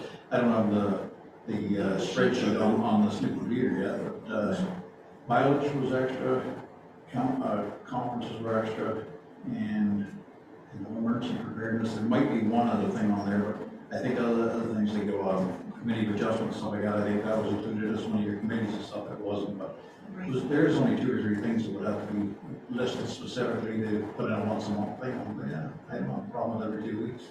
Doesn't matter, it's not, Any other thoughts from council on that? Good with. Okay. And so we are also reviewing and doing a complete overhaul of our payroll backend in terms of the system. And that review will allow us to move to electronic timesheet submission from staff. The current process is staff fill out a timesheet, submit it to finance, and then we type in their timesheet into the system. So the new process will be staff fill out their timesheet electronically, submit it to finance, and it automatically gets uploaded into the system. I'm expecting pretty drastic time savings from this change and this process review, which I'm really excited for. And we'll see, I hope that we can get it running fairly quickly into the new year. The process needs to be done, the review, the back-end review by year end. I want the payroll, the new year, to be with the new back-end codes, so when I do reporting for the year, everything is consistent. And so there's going to be a bit of a push here in the final 5 weeks to get that done. Hopefully we can. And then once that's done in the new year, we can shift to the timesheet process and digitizing that. I think between the two, there should be pretty significant time savings. Payroll, a lot of the processes are pretty manual, which leaves room for error, and it's just not an area that we want to have error in. And I know that I'm talking about a lot of these process reviews, and I was thinking about it recently, and I think it's actually, if you think of a process almost like an asset, I think a lot of these processes were put in place when the new financial system was put in around 2008, 2009. And that is always such a big undertaking, to put in that new system, that once it's in, you're just like, okay, now let's just live with this for a while. And it's hard to then decide at what point do we review that process. And so I think the life cycle of those processes are probably done, and time for review, and that's what's going to happen, is that new technology is out, this technology wasn't out before, and we're just making sure that we are current and making sure that the processes are up to date. So. If I could just add, it allows for staff to use their talents where their talents and strengths are, as opposed to on tasks that can be on the and it's easier, so you can focus. And that helps in the bigger picture of employee retention and professional development and personal fulfillment in their role. If somebody's just doing data entry and it's not fulfilling for them, then we should be getting them off of that and let the system take care of that. So, excellent. Yeah, and it's a shift from data entry to managing the process. Yeah. Making sure that the process, and you still have to make sure there's checks and balances and make sure the process is working. But that's where the role shifts to, for sure. Councilor Watt, sorry, Nancy, say. through Madam Chair, and just, I don't even know why I'm saying this, but it'll just happen to work. Every 6 months or so, you can't get a bonus doing it every 2 weeks because you'll have 3 pay periods. So you're gonna take the yearly pay divided by 26, so you don't, not twice a month, it's gonna be actually twice a month for most, and then the other month you'll get 3 half payments like that, because, but it'll be a little less than half than the other 2, when you're getting the 2 stuff like that, so. Yeah, that was always a bit of a bonus on months at work when I got, well, we're getting extra pay this month. And all it is, yeah, works out very well, actually. So, but, you make it that question, how come I'm getting less money now? You're not. It's just gonna be split out on 26 instead of 24. It's equal payments, yeah. In here. Kudos, Paul, I can sit here and assure you that you're on the right track with going. I'm behind you 100% because I know what it was like on the other side of the coin. It's a lot of work, and That girl right there, she used to do a lot of it for Wesleyan too. So kudos to you. Anyways. Yeah, It's definitely, that will help that process. You got my full support, and I know what it's like. And then I would say that's probably one of the bigger pain points It is. in the process is for Public Works. Yeah. And the Public Works manager. Yes. And, you know, the time spent on that task could be spent in much better ways. Yes, most definitely. And so that's the goal. Yeah. Just before you move on to the next part of your slide, you were talking a little bit about accounts receivables and maybe finance being a little bit more hands-on with recreation invoicing side of things. I happen to be aware, just from a personal experience, that there seems to be, or there are 2 different invoicing systems. Case in point, I booked the town hall for an event, and I also booked one of the rooms, like the Wellington room, the Harvest room actually was. And, you know, same person across the desk, but 2 separate invoices that I was able to make with one payment, combine the 2, but it just seemed like a little bit of a clumsy process. Is that part of what you're thinking about getting more involved in? Everything from the cash collection through to payment and then non-payment, and how are we addressing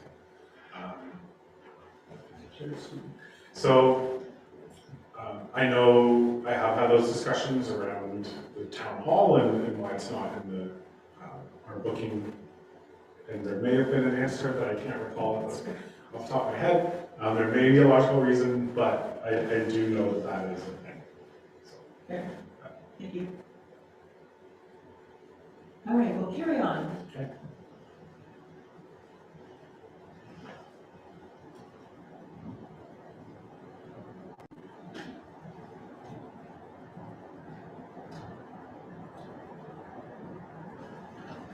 I will, just to wrap up the discussion on the monthly expense reports. And this process,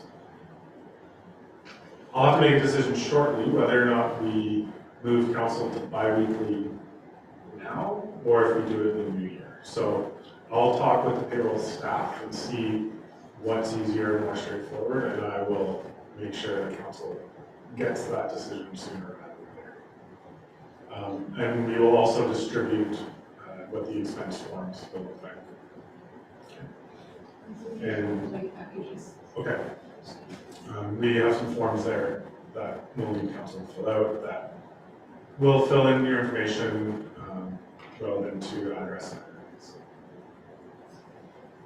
Okay, you can move on to. So I have property taxes and impact here. I'll touch on some of the property tax side briefly. And then what I'll do is we have a call with impact at 2:45. And I'll let them say what they're going to say. And if I feel like there's any blanks after, I will fill in the blanks after. I'm not entirely sure what their impact 101 presentation will consist of, but they'll also be on the line if you have any questions. So, you know, we do, one of our responsibilities is to administer the taxation and collection function on behalf of the township, county, and school boards. So we issue the tax bills and subsequent arrears notices. We process tax adjustments and appeals. We conduct tax sale procedures, issue tax certificates, etc. One of the recent changes it is implemented, but we actually haven't gone through it yet, is residents are now able to receive their tax bill electronically. There is a sign up on the website where they fill in their information, we get that form filled out, and we update the system accordingly. I think we can do some more promotion on this new feature, but we wanted to not take away from the election.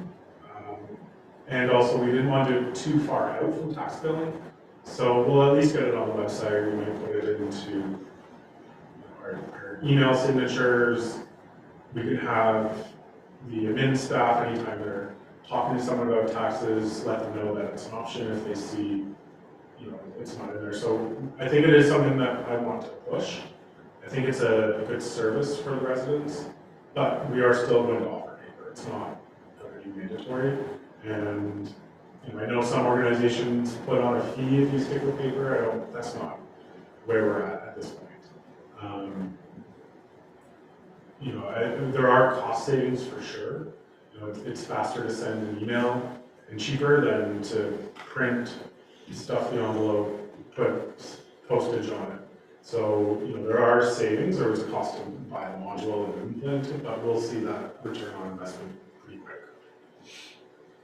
And then as it relates to kind of our property taxes in general, you know, I think we've kind of hit accounts payable, we've hit payroll in reviewing our processes in property taxes and accounts receivable. Kind of the collection function of all of our revenues is on my list for 2023, just to review our processes, make sure that they're efficient as possible, we're maximizing our systems, etc.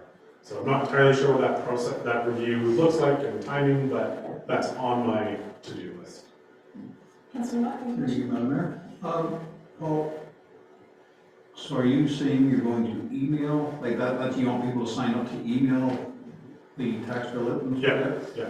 No, so at the moment, quite often with our tax bills, we get our newsletter. Yeah. And once a year we get a dump card, whatever like that. So So do you do the newsletter with the tax bills too? the newsletter is very straightforward. It's gonna be all part and parcel. Yeah, so that can be attached as a separate Yeah, attachment. the dump card would be the only, and the dog tag card, whatever, which is kind of all included. So the dog tag is a form for people to fill out, you know, as a reminder. Right. So that's straightforward. The dump card is a little less straightforward. And we've had some discussions on how we can go around it. I don't want to say an answer here today, just because I don't know. No, exactly, but Fully. as long as it's on the radar, Yeah. that's the only, that newsletter, if you do that all in one, that is a big savings, envelope stuffing, stamps, all 9 yards, that's a big savings.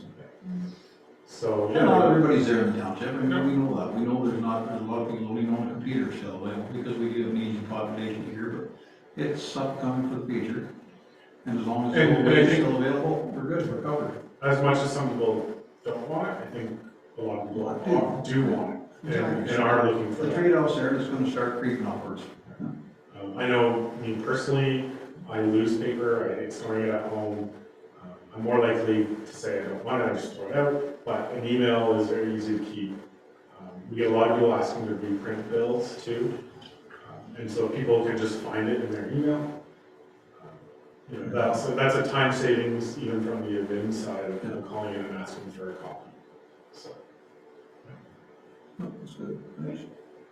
I will note, MPAC will likely address this. So MPAC was supposed to complete a reassessment in 2020, but was delayed due to COVID, and it has not been completed yet. There's no timetable. We were in a call with MPAC last week, I think it was. And there's no firm timetable of when that reassessment will occur. But it may occur in 2023. If I had to put money on it, I would say it will. So, but we'll see. So what time are we at? So you're figuring my assessment's gonna be long. So that's a good segue. Thank you for that. If we move a couple slides, I have some videos here that will play depending on what, See. well, we'll see what MPAC says. I think these videos are relevant because they talk about how they assess a property. And then the second video is if someone disagrees with their assessment, what's the process for reconsideration? And I think it was just, to me, it was relevant for council to know this process and to know how it works. You know, if you're out talking to someone assessment comes up, it's probably good information for you guys to have and to know. So we will play those videos after the call to see what impacts us. So do we want to wait 15 minutes then? Before I can keep going, Okay, yeah. carry on. Yeah. 5 minute break? 5 minute break? Sure, Can we have of that? course. Okay. Sure. Okay. Let's do it. We'll take a 5 minute recess. Okay. Let's get some water. So they sent me a They should try to get Zoom call, because I can't be too Perfect. He's been sitting in the desk here. Oh, He's right. sitting for so long. Yeah, you better stand up in your office too. Yeah. They make a big difference. It does, because you sit all day, right? So I talked to the girls about it, and Sarah over. Caroline called me one day, it was 5:30 on Friday, and I was like, this can't be good. You know, and I answered it, and the reception was bad, so didn't get through, and then she called again, and I was like, oh my goodness.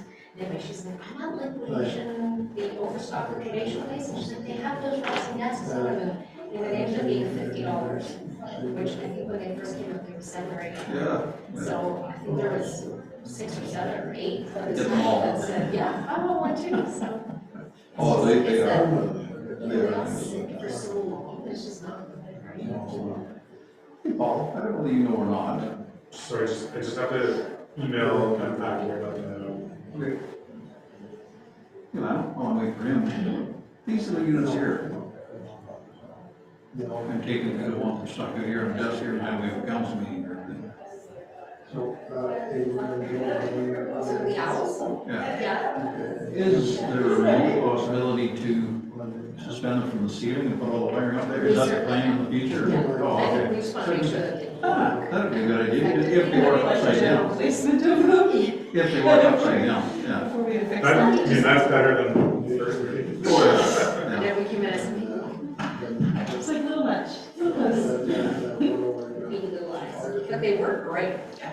So the only thing with mountain them is I want to make sure that there's just a bracket because. Or they work upside down. Right, and we can take them, like right now, they've been used in other things as well, so. And who we got?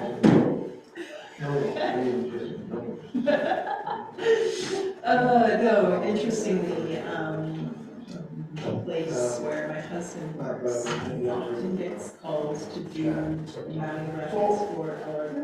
I'm talking anything And there was a in. restaurants and stuff. Maria from Alabama, she's a woman, and she's been so, Happens to be up the street.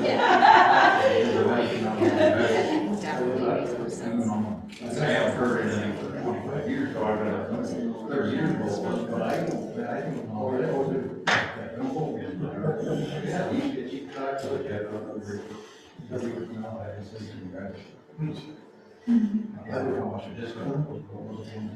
They've moved away from tax incentives like that. They worked in the industry years and years. I had really good friends that were contract, and one guy told me, he says, "That was on property, it was on property." He says, "If you mix A and B, and you use C, yeah, well, this is a lot of like, and then mix A and D, gave you the combination of C, it wasn't wrong, right here, and that's wrong. I guess. Yeah. One time, and I loved the part because they're getting all this technology. Brand new chip.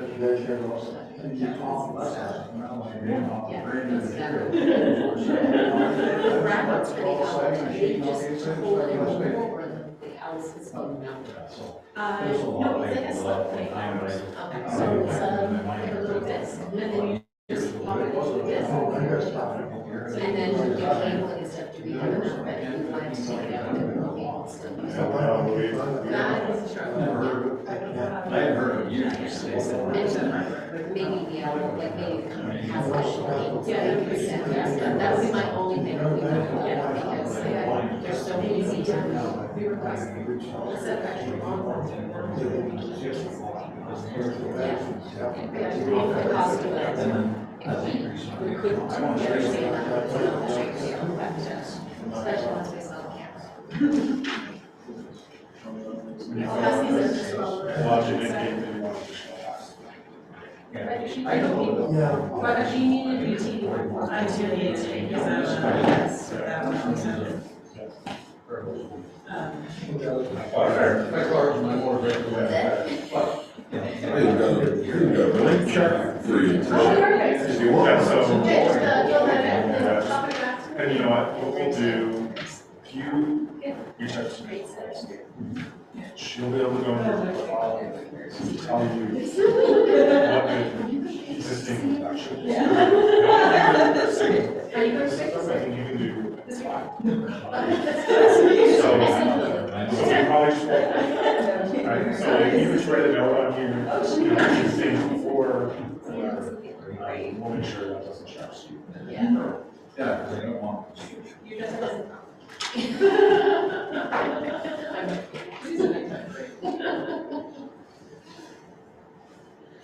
Yeah. And also, sometimes it's just.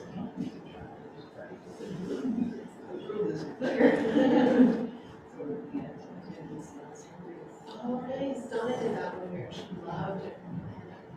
It was fun.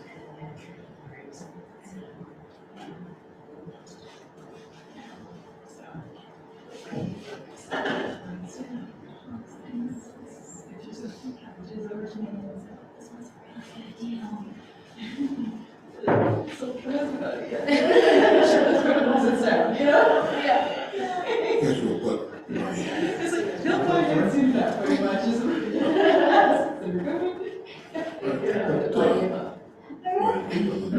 Council address. Councilman, you want your home? Well, I will. Yeah, both. Okay. What What's that? do you want on this? Council email address or your home email address? Council. Council, isn't Shall we reconvene for our little recess here, folks? Keep it down. Paul, do you have enough time to fill for 5 minutes while we wait for, Yeah, I was just letting them know that we're ready whenever they are, so. and I don't know how you're facilitating that call, but I trust you. We've got the technology to compensate. I trust my team. Offer what we know. So that is actually what we were. I'm not gonna send me a link, but apparently I should have sent that a link, so. Or are they just touching it on the Zoom? Yeah. No, of course. I'm sitting there literally phoning in.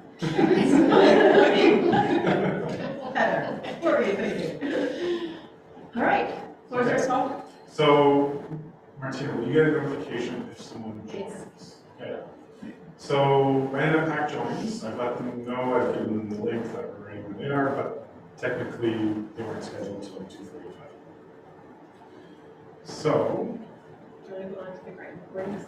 yeah, I think just here, you know, it's one of the key points I want council to remember when they're out in the community and assessment does come up and reassessment comes up. So a couple of myths about that. So if my property is, the myth is if my property assessment goes up 10%, my taxes will increase by 10%. Right? And so it's important to remember there's no one-to-one relationship between assessments and taxes. Your taxes, if your assessment goes up by 10%, your taxes could theoretically go down. What will be important in that scenario is where you are relative to the average increase.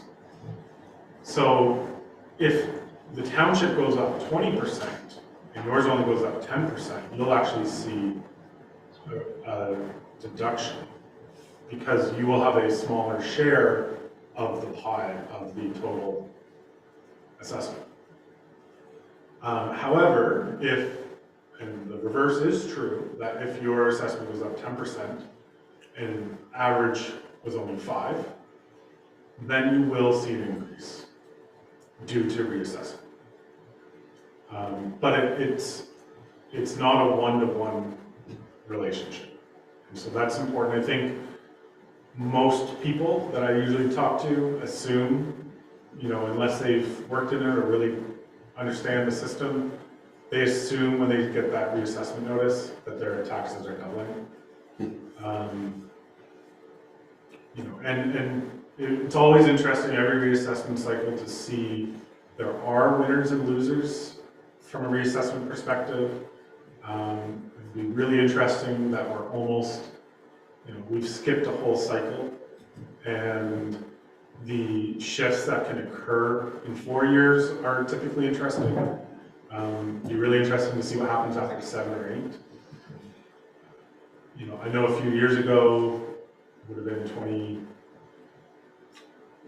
2015, 16, around that time, there was, during that reassessment, farms got hit really hard with increased land values.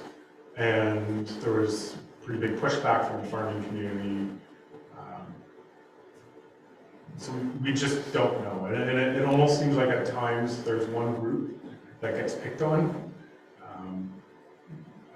Maybe it's, you know, I think typically they are based on market values, and so maybe they aren't getting picked on, but it's just the values did increase, and that's what MPAC is seeing in recent sales. So I know the reassessment before that was waterfront properties. Right? They got hit hard in terms of an increase. So who knows what this next one will bring? It almost always brings some sort of issue. Now, it was alluded to by one of the councillors earlier, we don't have a lot of commercial assessment or industrial or anything like that, so that's where sometimes the more complex issues and challenges can arise. There can be, you know, challenges and arguments from, and that's them. And so I'm not sure, will Sarah hear me, or is she in the meeting? I'll invite her whenever you're ready. Okay, yeah, so we will, I didn't get past property taxes here, so I think it's still fitting. And we will hand the screen over. We're gonna let Sarah Groves in from MPAC. And I'll introduce her when she's on the line.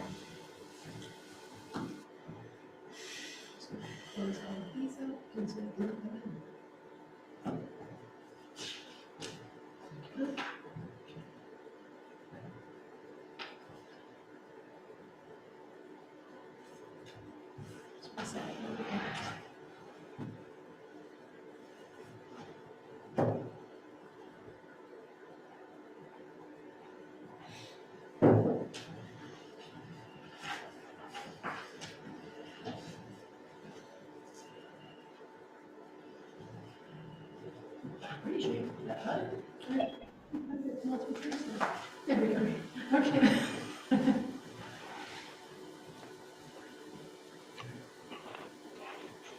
Hi, Sarah. Hello, how is everybody? Very good. Hello, welcome.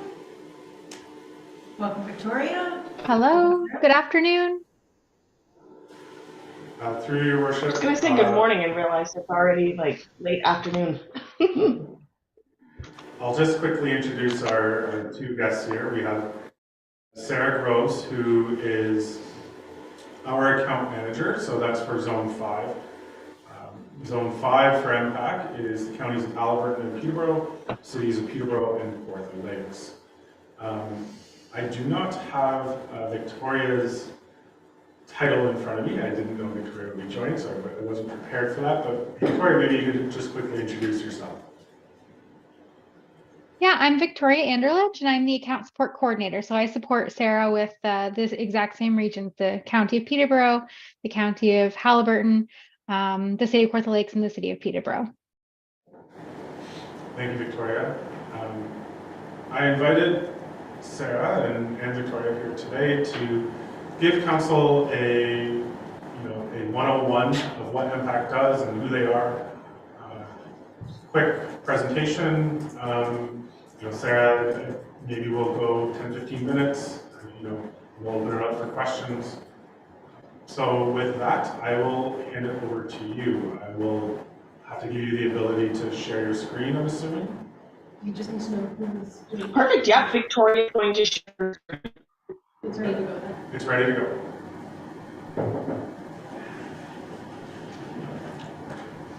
Go ahead. It's load on my side. I'm not seeing it yet.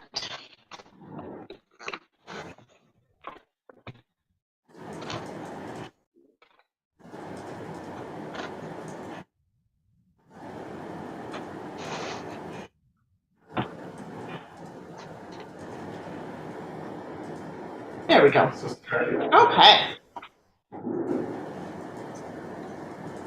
Okay. So, afternoon, Mayor and Council. Thank you all for the brief introduction. I do have the same snippet here in my little introductory paragraph, stating which areas that I cover. Victoria also covers double the duties. So she is also the account support coordinator for the counties of Grey and Bruce up near Owen Sound as well. So I'd like to first take a moment to congratulate you all on your recent election. I look forward to working with you, whether you're newly elected or a seasoned elected official. Please know we're here to help. We have an entire municipal and stakeholder relations team who can answer any questions you may have. So to start, municipal relationships are a priority to both MPAC and our municipal and stakeholder relations team, and we want to continue elevating the municipal and property owner experience. At MPAC, we are Ontario's property expert. Our job is to assess and classify more than 5.5 million properties across Ontario, worth a combined value of more than $3 trillion. In the past year, Ontario has grown by approximately 45,000 new residential homes. And in 2022, we were able to add more than $37 billion to Ontario's assessment rolls. Every municipality uses our assessments to make informed decisions about their community, including the distribution of property taxes. Ontario's property tax system and these assessments generate approximately $30 billion in tax revenue annually. There are 4 key players in Ontario's property assessment and taxation system, and all have a different role and interest in this process. The provincial government, specifically the Ministry of Finance, is responsible for setting assessment and taxation legislation, as well as the policies. They also determine the education property tax rate. There's also an independent body that adjudicates appeals of MPAC's assessed values, which is called the ARB.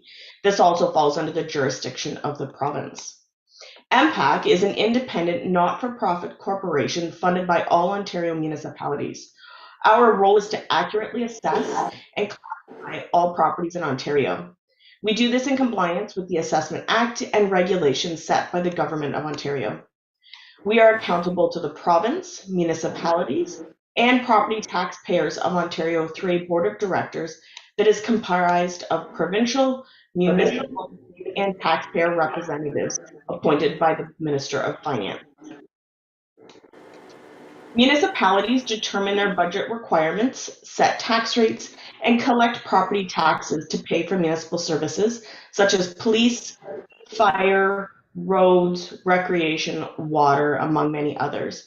And municipalities use MPAC's assessments and the established tax rate to distribute their tax requirement to ratepayers. And finally, the property owners pay the property tax bill and help set market value through ongoing property purchases and sales. So as you can imagine, maintaining Ontario's property database is very important. Property data is continuously updated so that municipal records are accurate when our municipal stakeholders are making important tax decisions.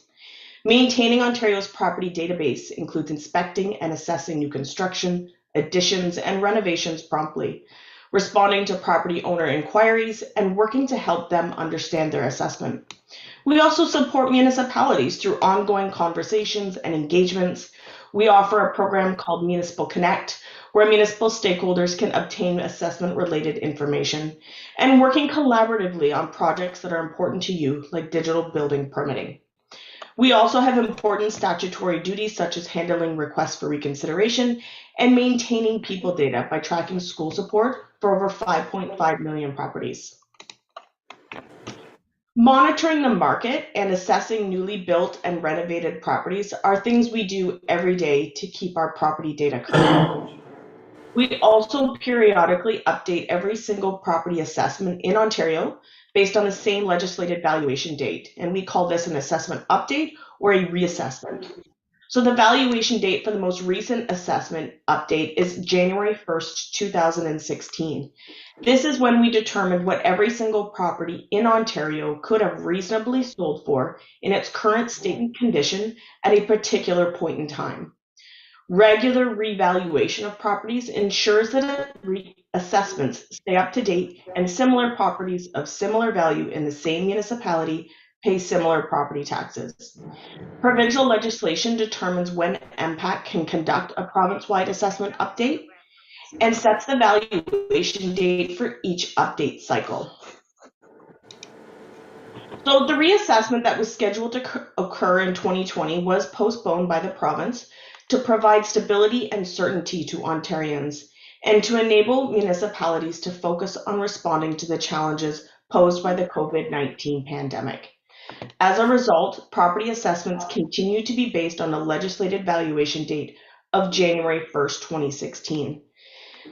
As MPAC continues to maintain and update the assessment roll to reflect changes such as new construction and improvements to property, this doesn't have a negative impact on municipalities. It's essentially providing more stability.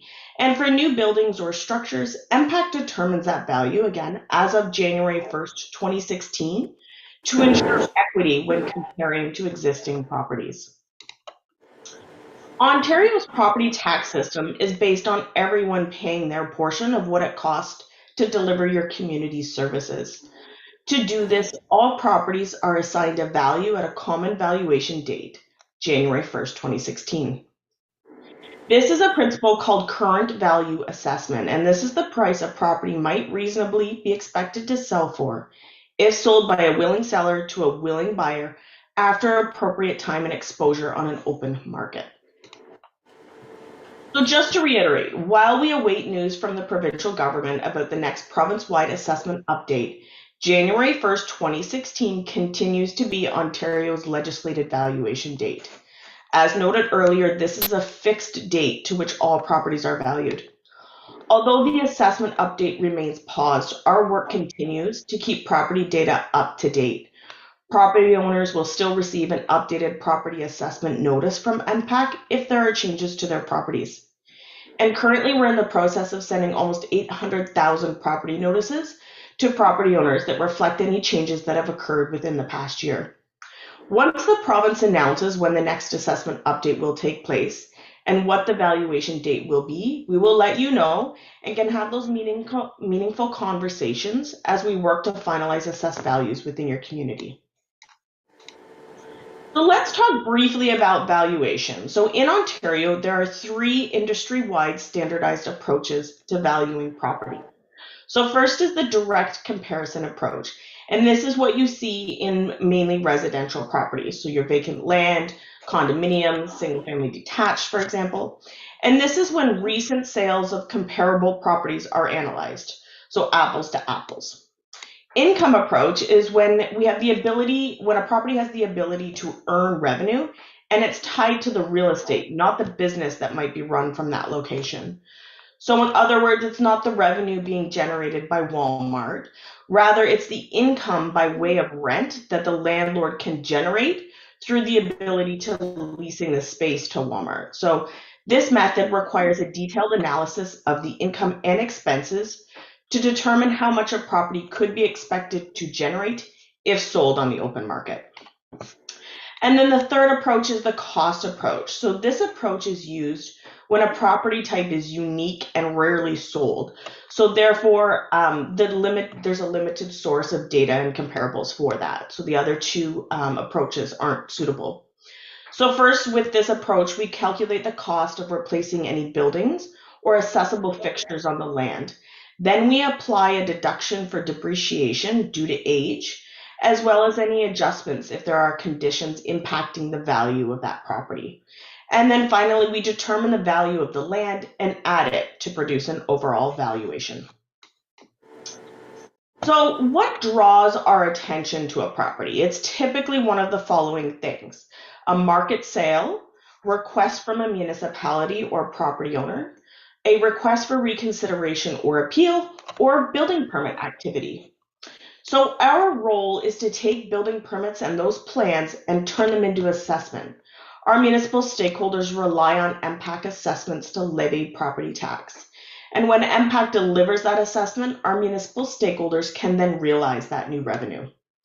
Every year, MPAC processes, on average, 300,000 building permits for new developments and renovations. And we are currently the only organization with a data set of all building permits in Ontario.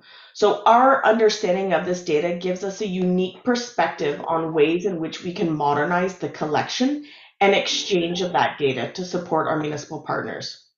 So just a couple interesting tidbits.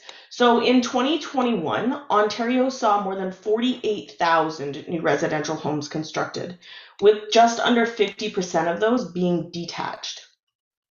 And did you know that condos are actually getting smaller, but detached homes are getting larger?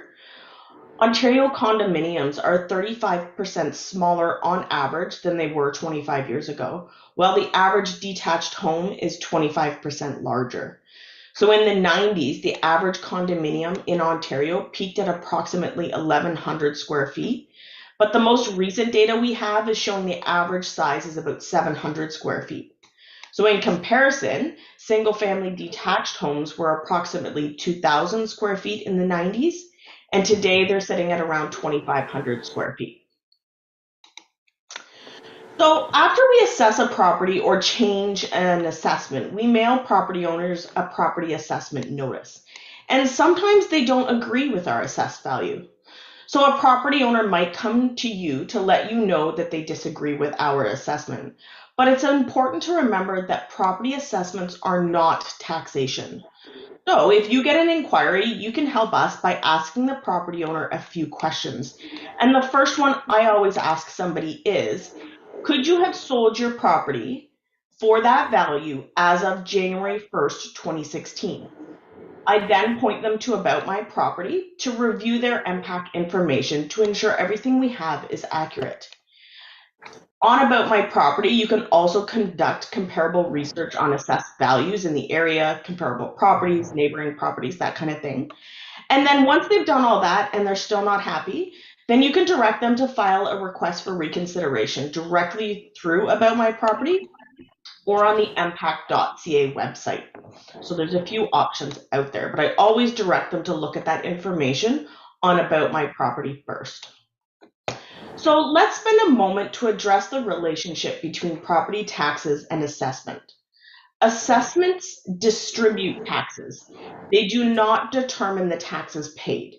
When a province-wide assessment update occurs, the most important factor is not how much the assessed value of a property has changed, but rather how the assessed value has changed relative to the average change in the class within that community.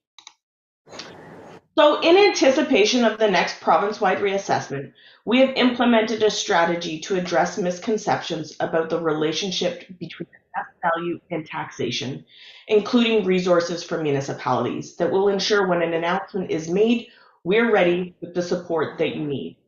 The digital toolkit is available on mpac.ca, and it can help municipalities, including elected officials, mitigate any misinformation, as well as provide support and resources to educate and inform property owners.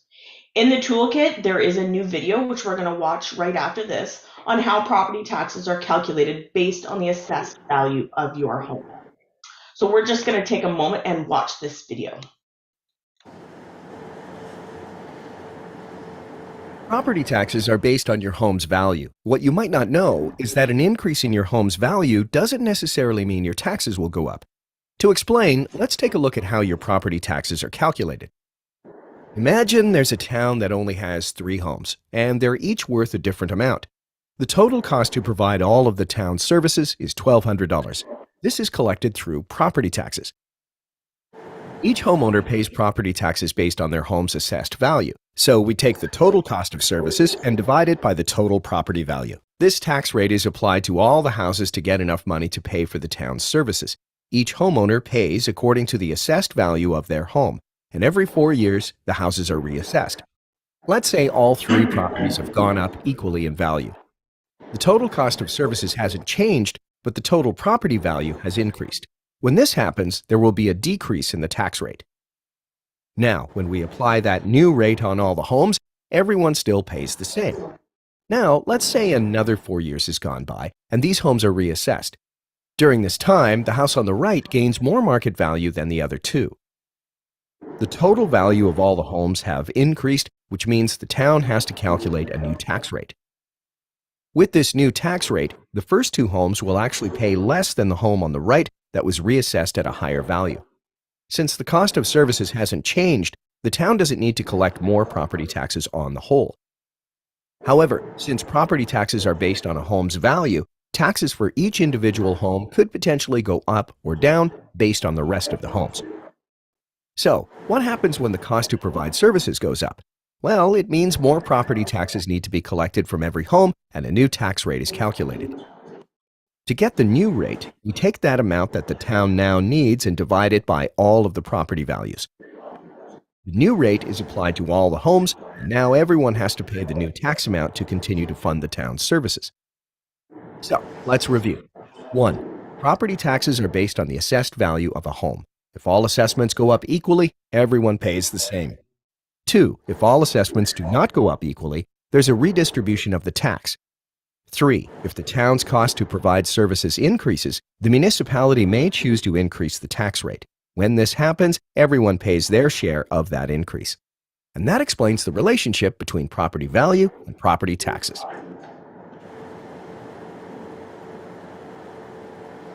Okay. So that was a very brief overview of what we do at MPAC and how we are connected with each of the municipalities across the province. So thank you for having me here today, but I don't want our relationship to end with just a presentation over the computer. So we want to stay connected. If not already, make sure you subscribe to In Touch, which is our monthly municipal e-newsletter, which can be done through mpac.ca. We also have a library of digital resources available, so please reach out to me at any time if you have any questions or are looking for resources. So here's our contact information, and thank you. Thank you, Sarah. I'll just open it up to council. Let them ask any questions while we have you on the line. Council? Deputy Mayor? Through you, Madam Chair. Thanks very much for your presentation. Very informative. Thank you. You're very welcome. I will just ask a quick question in terms of when we're hearing from ratepayers with questions or concerns, and you gave us the 4 steps that we can kind of refer people through.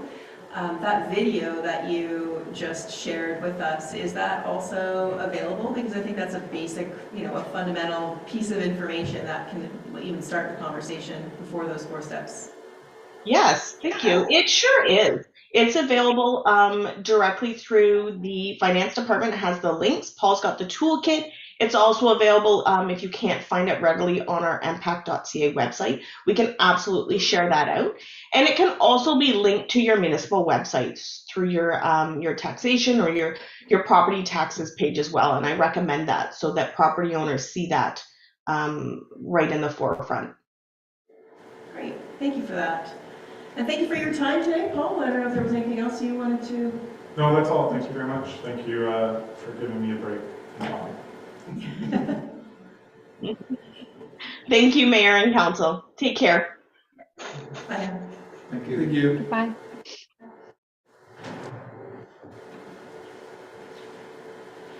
Okay, we can head back to my slides. I think just for the interest of time, I won't play the other videos. They touched on it a little bit anyways in terms of how MPAC assesses property. The one video that I might share, and it'll be really relevant anyways, more relevant once we get into the reassessment timeframe, and I'm sure there'll be lots more discussion at that time. The other video I was going to play is just about how the reassessment process works.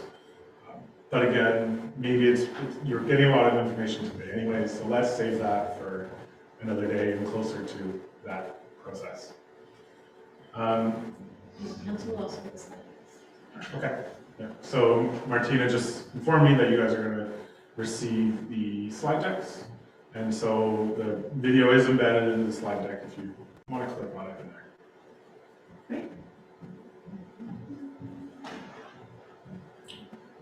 Okay, the next function that I'm just gonna be fairly brief on is regarding grant applications and reporting.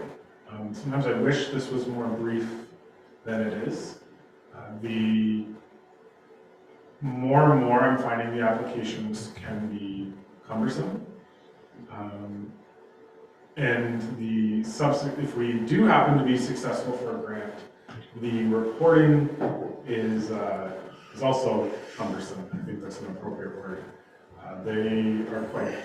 As whether it be the federal government, provincial, whatever ministry, ECDEV, whoever it is, I'm finding they are quite picky in terms of how we submit things, and if there's one little mistake, they send it back, or if we interpreted a field incorrectly. So more and more I'm finding this to be an area where time needs to be spent.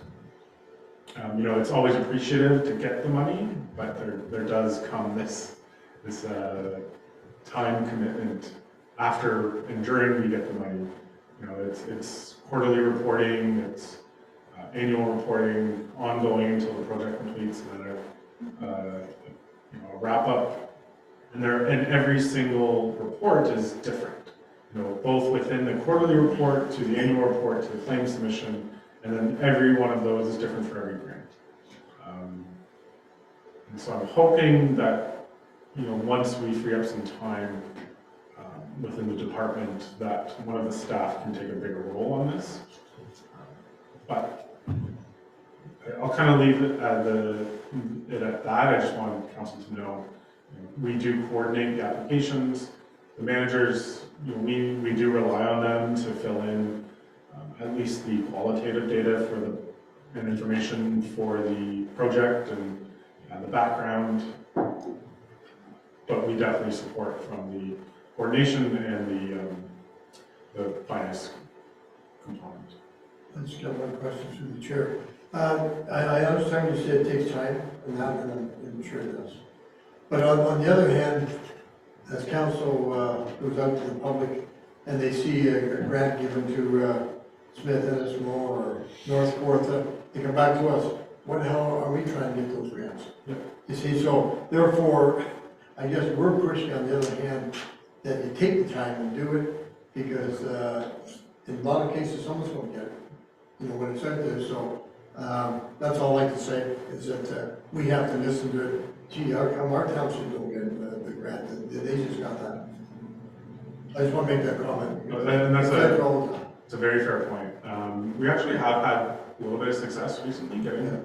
I think the big one this year was the South Park redevelopment. We've got 75%, so about 300,000 of a $400,000 project. And I think that's going to be a pretty great project for the community that we wouldn't have been able to complete otherwise. So it's not like we aren't submitting them. It's not like we haven't been successful. Sometimes it can feel arbitrary how successful applicants are chosen, but it almost feels like a lottery at times. And you put all the time in the world into an application and think it's fantastic, and you aren't successful. So it does feel like a lottery, with sometimes not understanding the criteria, but that's the world we live in. So yeah, go ahead. I'm sorry. If I may ask a quick question too on grant eligibility, assuming this is all from the province, is that correct, or is some of it federal, or? Yeah, it's a mix for sure, federal and provincial, and then different ministries within each one.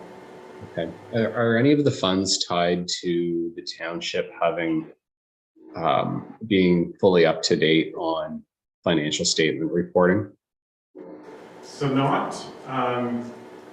So the one that I was recently concerned about, was able to confirm for our OCIF funding, they are basing it on our asset management plan, which is in the final stages. Now, how it's going to work is instead of using our asset management plan to come up with a figure, the province is going to estimate it, but they've guaranteed that our funding will not decrease by more than 15% in any given year. And so at this point in time, I fully expect to be caught up from an FIR, asset management and audits by, 2020 should be hopefully by the end of the year, if not early January. 2021 will be a few months after that. And then we should get back on schedule for 2022.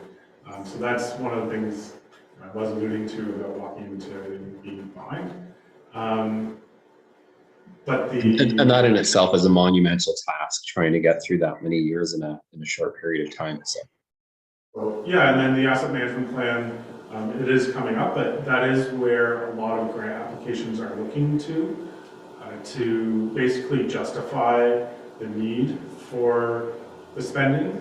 And we are in the final stages. I expect it to come to council in January for approval.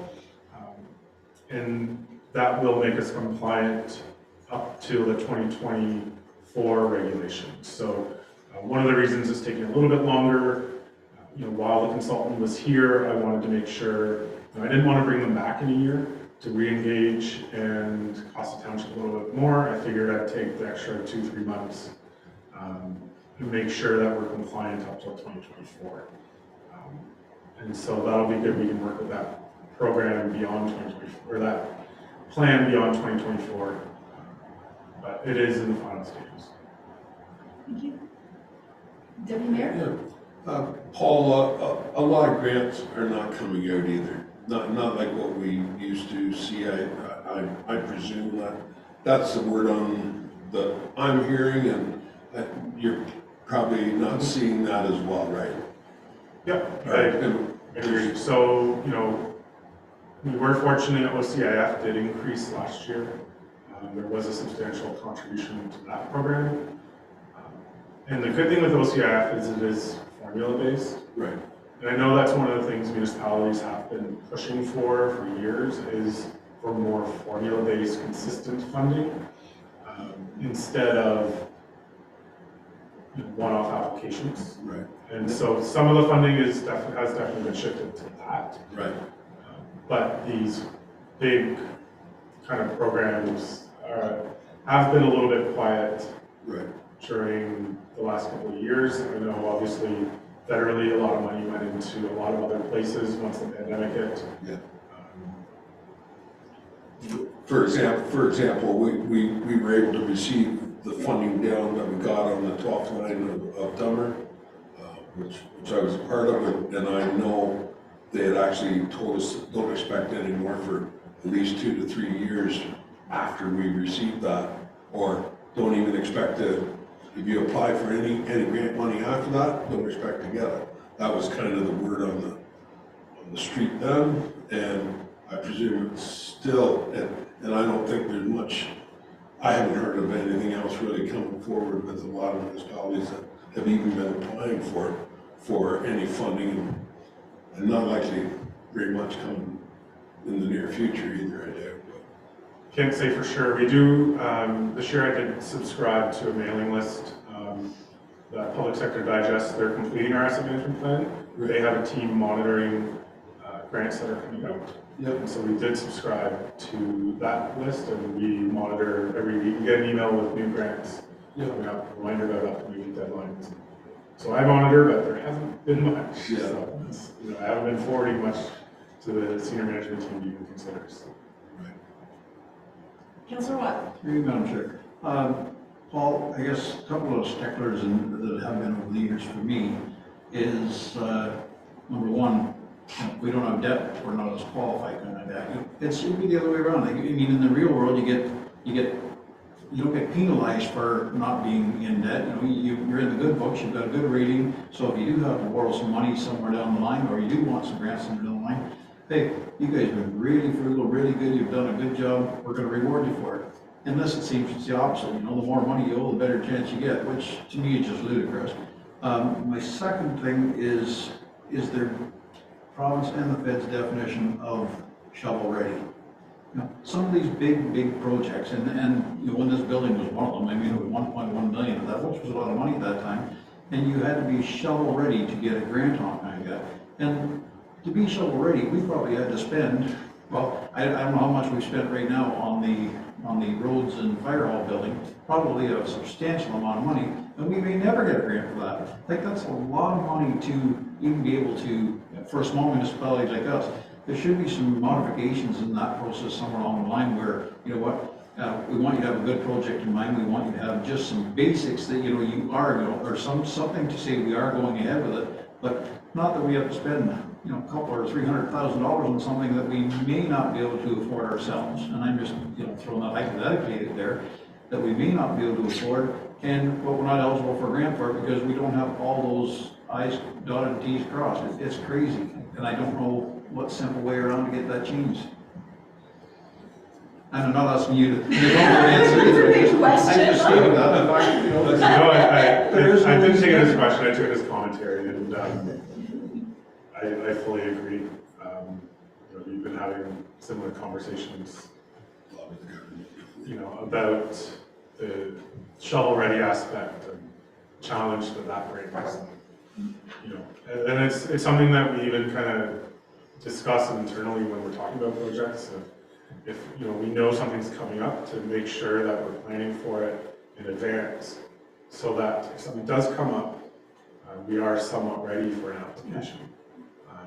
But you know, we were fortunate with that South Douro Park. We were able to put it together, and you know, it was shovel ready. And what the government is looking for is that their money is being used right away, right? So that's just a product of short terms of election, and they want to be able to say that my government did this and built this. And if it's a 10-year project, it gets lost in that, right? And that's the product of just a 4-year cycle, if not shorter federally, or even provincially sometimes. Very true, very true. It just, you know, gets the fact that we as a small municipality can't afford to put that kind of money out for something that, you know, we know we want to do it, we're committed to do it, but we need help. Yep. Bottom line. Yep. And we need that help, and we will sign the dotted line if we're going to do it. And we can get some help with the funding. Any further questions on this section of the presentation, or is there more? No, that's all. This was the last one? No, there's more. Oh, I thought so. I'm like, what? Just the grants there. Move on to the next slide. So DCs, talked about it. Again, we're going to start the study next year. We will really get into it then. We'll do a DC 101 at the kickoff of the study, make sure it's fully understood what the process is going to be. But if you do have questions about it at any time, feel free to come to me. Move on. And in that DC slide, there is a video that I'll take you to NFOA, and it's a good kind of 2-3 minute video that explains development charges in a really simple way. So procurement. So, I think my commentary on procurement would be that currently it is somewhat decentralized. Managers are responsible for completing the process a little bit independently. One of the recommendations from the service delivery review, and something we will work through once the new electronic submission site is up and running, is running it a little bit more through finance as a center of the process and just managing the process. The managers are still going to be responsible for filling in the document and saying what they need. But I think finance can guide the process a little bit and follow up on reporting and make sure that what's included in the document is good and sufficient. So that's something that's going to be developed over the next year, I would say. So we move on to the next slide. Asset management. So I touched on this briefly when we were talking about our grants there in that discussion. You know what, let's watch a quick video. Let's try it out. Let's see if it works. And because I've skipped over my first three. So this video is from MFOA. If you're not familiar with who MFOA is, they're the Municipal Finance Officers Association. They provide the industry, I guess, you know, all of municipal finance, policy issues, training. And so we are a member. I attend the conference, and it's a good network to be part of. So this is one of the resources. If it doesn't come up, that's okay. Not the end of the world. Just trying to zoom in. I think I should scroll.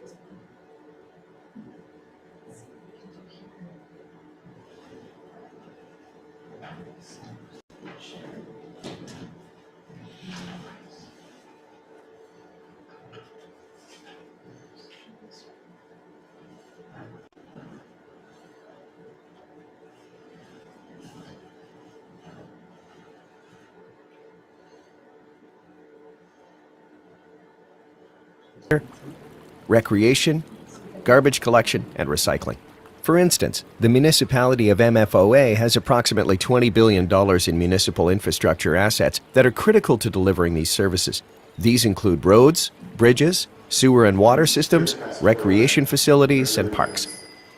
The municipality of MFOA is similar to many municipalities. They're facing challenges because of aging infrastructure. Sorry. That's I okay. don't think I'll be able to get the sound to work. That's fine. It's not the end of the world.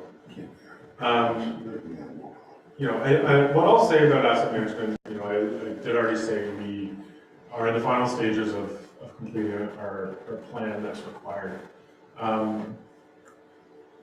You know, I think a lot of, we've been doing asset management, but we haven't brought it all together. You know, we do a roads needs study, which forecasts our needs for roads, and when you look at our infrastructure needs, the majority are roads. You know, obviously there are some facility issues, there's equipment, but roads are our largest component. We do have a replacement schedule internally for our equipment. And I would say where the biggest area that we can improve on is probably from the facilities perspective. We did start a facility condition and needs assessment this year. We're continuing to work through it. And I think that will really feed into the plan and future plans about really what's the condition of things, what really needs to be, needs work. And so if I look at the work that I've done to date over the last 2 years, it's been a lot of catch up, putting out fires. My big hope is that once we're caught up, I really start to focus on asset management and long-range financial planning. It's an area that, to me, I think we need a much bigger focus on, and a much better understanding of the needs of the township. And therefore, when we have budget discussions, when we make certain financial decisions, that the longer term outlook is always considered. You know, it's been, right when I started, it was right into a budget, let's get a budget out, not necessarily understanding the impact of certain decisions on the longer term, and maybe not even longer term, but mid to long term. Where municipalities can get into trouble or difficulty is pushing out a roads project 1 year, but doing that every single year. You know, you push one out every year, that means next year you might have to push two out. And then it can really escalate quickly over time. It can snowball, yeah. And that's where I think we need to have a better understanding is, has that been happening? And how much has that been happening? And understanding where we're going in the next 5-10 years. So for me personally, and in our department, that is going to be a much bigger focus over the next year or two. So that's my comments on asset management. So financial management and reporting, so to me, this is just general accounting. At the end of the day, we still have to complete all of our accounting functions. And so currently, the auditors complete our financial statements. It's something that I'm hoping, once some of the efficiencies have come in and we review our internal systems, it might be something we take on in-house eventually. I don't want to commit to a time frame on that. I did say 2023 in the slides, I might regret that. So ultimately, that is a goal. So for audits, we are almost done 2020. Still working through sending some of this needs, information that they require. From my end, where the holdup has been on the tangible capital asset side. It's been much more involved than I understood, than what it's been in other municipalities as well. The system is a bit more involved and takes more work than I've used in other places. And also just trying to understand work and situations that arose before I was here and trying to report on. So it's, and find the information that I need within the system to complete it. But we are getting there, and I'm hoping, having gone through it once, the next one will be faster, and the one after that, faster again. And just kind of wrap up our functions here. We do provide quite a bit of ad hoc financial assistance to departments. Any questions that they have or need support from a financial perspective, we're there to help. And I would say that for council as well. So, when you guys have questions, thoughts, concerns, ideas, we're there to help you and to get you the numbers that you need. I got a question to the chair there. I've never seen some of that before. I thought we had to have it done every year. I've never seen that we're back to 2020. So would there be any chance that we may owe money because we're not done because of that? No, I mean, we don't. We are up to date on our income tax reporting. We do that monthly. That's our area where we remit. I'm pretty confident for 2020 we have a surplus. It's just a matter of how much. 2020 actually we saw that our expenses were actually quite low because a lot of things weren't happening.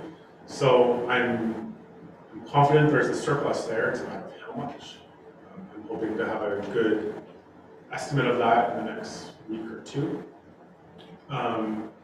Yeah, it's not ideal. So we're not going to be penalized because No, I mean, where the risk is and what Councillor Vervoort was alluding to is sometimes there can be a fear that certain funding programs would be tied to something that we need to complete annually, like the financial information return, or we call it the FIR. And that does not seem to be the case that has impacted us yet. Really hoping, fingers crossed, it doesn't going forward. And we're hoping to get back on track. Through the chairman. A lot of them FIRs, they really are not a real true picture of what the township's finances are, right? It's a tool. But not a lot of people use that tool to compare municipality to municipality. Yeah, there's always, you always need context. Right. When you're looking at the numbers in the FIR. Right. It can be a tool in certain situations. There was talk of them actually eliminating it at one time, or I thought they were going to, and then it seemed to come back. I think it came back and expanded. Okay. So, Nice. Yeah, I'm torn on it. I can see the benefits. I can see the hassle of some of the reporting requirements that have been implemented by especially the provincial government. Yeah. Not just related to grants, but everything has been increasing every year, it seems. I know an organization that Atlanta is involved in with ACTO, they did an inventory of all the reports that municipalities had to submit to And it was a lot, right? And so all of the legislative needs on the municipality seem to be expanding, and they don't always get used once they are submitted. It doesn't always seem like they're getting looked at. So they're requiring it and then not doing anything with it. Right. That is a common complaint across municipalities. Yeah. So getting back to the FIR, I think the same argument can be made. I think there's things in there that people look at and can be useful, and there's things in there that are not useful because of what you're getting at in terms of if you're looking at someone's debt levels or reserve levels, it's not meaningful within the context of the services provided, the condition of the assets, right? So you need multiple factors to make that relevant. Are the auditors here now? They're in the building. So you're providing that then too? Yeah. Any further questions from council on this? And I think of investments we talked about, so I don't want to expand anymore. And budget. So, I mean, we're in the thick of it. I've been kind of living it these last few weeks, and doing this seems 24/7. So, I kind of thought the process would be a little bit later this year with council being newly elected, but I think it ended up staying on a very similar timeline. So we start kind of August, September. I send out the templates to managers. They start to think about their budgets. They start putting together their capital. Around October, they send it back. I bring it all together. I start to review what's been submitted. I meet with each manager individually, go through their budget, talk about it, we look at past trends, talk about what's changed from a business perspective.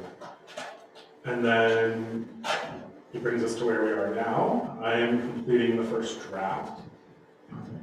Right when I leave here, I'll be sending it back out to managers to provide one last review and get it back to me by the end of the week. I'll be making any changes and bringing the document together early next week to get out to you guys next week. And we are meeting December 6th, where I'm going to be presenting the first draft. So in past years, we've had the public engagement at that same time. Or it was a more of a, I shouldn't even call it engagement, because I don't know how engaging it was, but it was probably more at least a public meeting, where there was opportunity for the public to provide comment. We need to finalize what the process looks like amongst management beyond December 6th. That's the only date that is firm with council as of right now. And part of those dates will be a public meeting. We can have a discussion either today or at a future time about public engagement and some of the opportunities to engage the public. It's a very, I did a study on public engagement in the budget process, and it's a challenge to get meaningful engagement on such a broad topic, right? Like it's literally all-encompassing for everything that we do.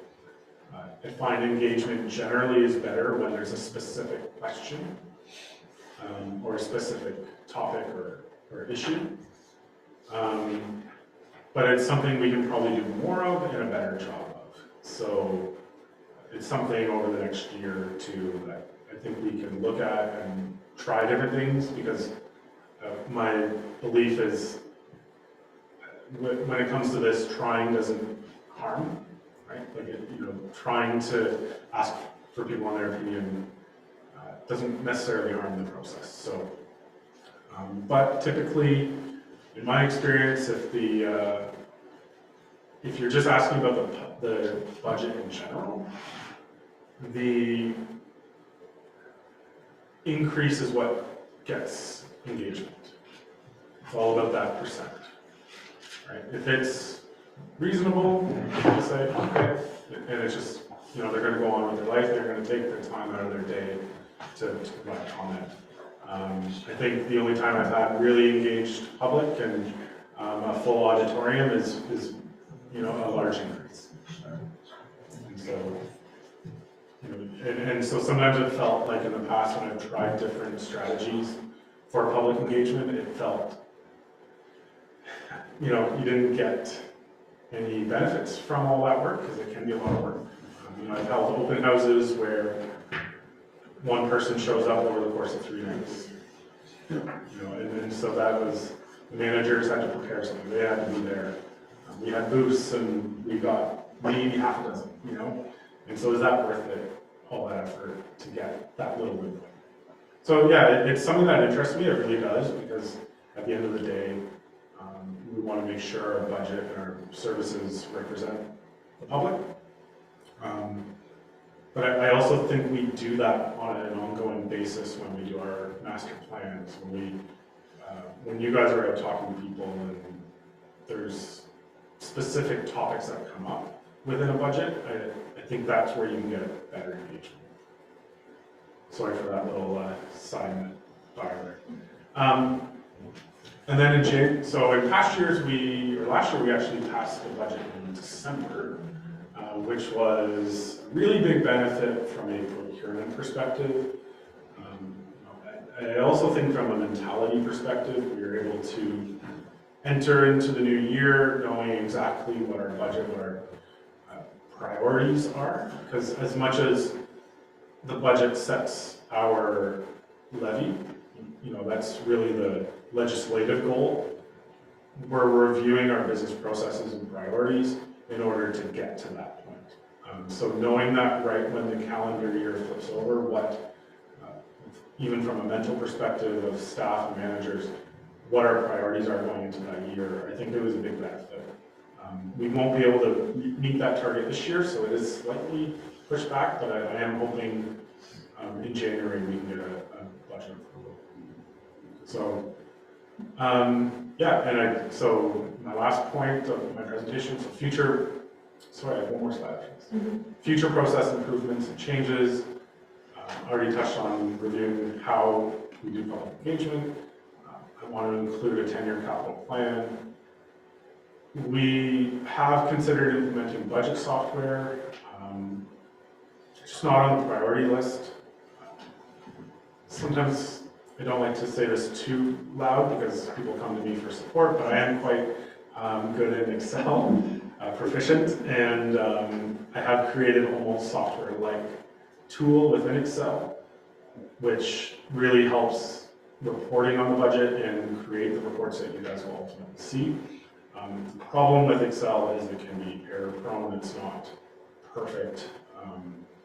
And the other challenge is when I send it out to managers to work on, they send it back to me, and now I have 7 documents to incorporate back into the master file. And then that's where errors can happen. So, there are benefits to what budget software can do, but I'm not ready, it can be a lot of time to implement and money.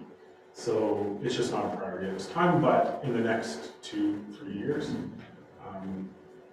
where I think there's risk in the current model is if someone were to come in, if I were no longer here and they aren't as proficient in Excel, they may struggle with it. So that's where I think there's a risk right now in my approach, but the time and money to actually implement software is not there now. So. And then I'm always every year trying to improve the budget document and make it better, easier to read. And so, being a new council, if you get a draft from me at one point, or you get a document, and there's something you would like to see in it, fully open to input. The document is for the public, but I would say that my main target audience is council. So if there's a way that you want to see information, within reason, and I can do it within reason, I will work with you on that. Okay. And so that's the end of our processes. So we're really going to get into this on the 6th, but I think it's appropriate to start the conversation. So some of our current and upcoming financial challenges that I foresee. So it's an obvious one as of right at this point, but inflation. So if we just look at CPI, the Consumer Price Index, last time I looked, I'm not sure if the most recent figures are out, but it was 6.9% year over year from 2021. And when we talk about the Consumer Price Index, I've seen a term floated around called the Municipal Price Index. And the idea is that our basket of goods is very different than what your typical consumer is.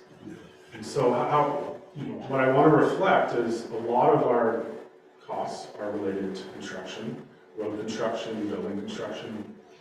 And the non-residential construction index for Ottawa is 12.3%, for Toronto, 25.9%. And so that means just to do the same thing that we did last year without finding efficiencies. For our roads, that's about, probably somewhere in the middle between those numbers is what we're seeing in an increase on our roads projects. We did see that this past year when we tendered and we had to bring it back to council and ask for a little bit additional funding.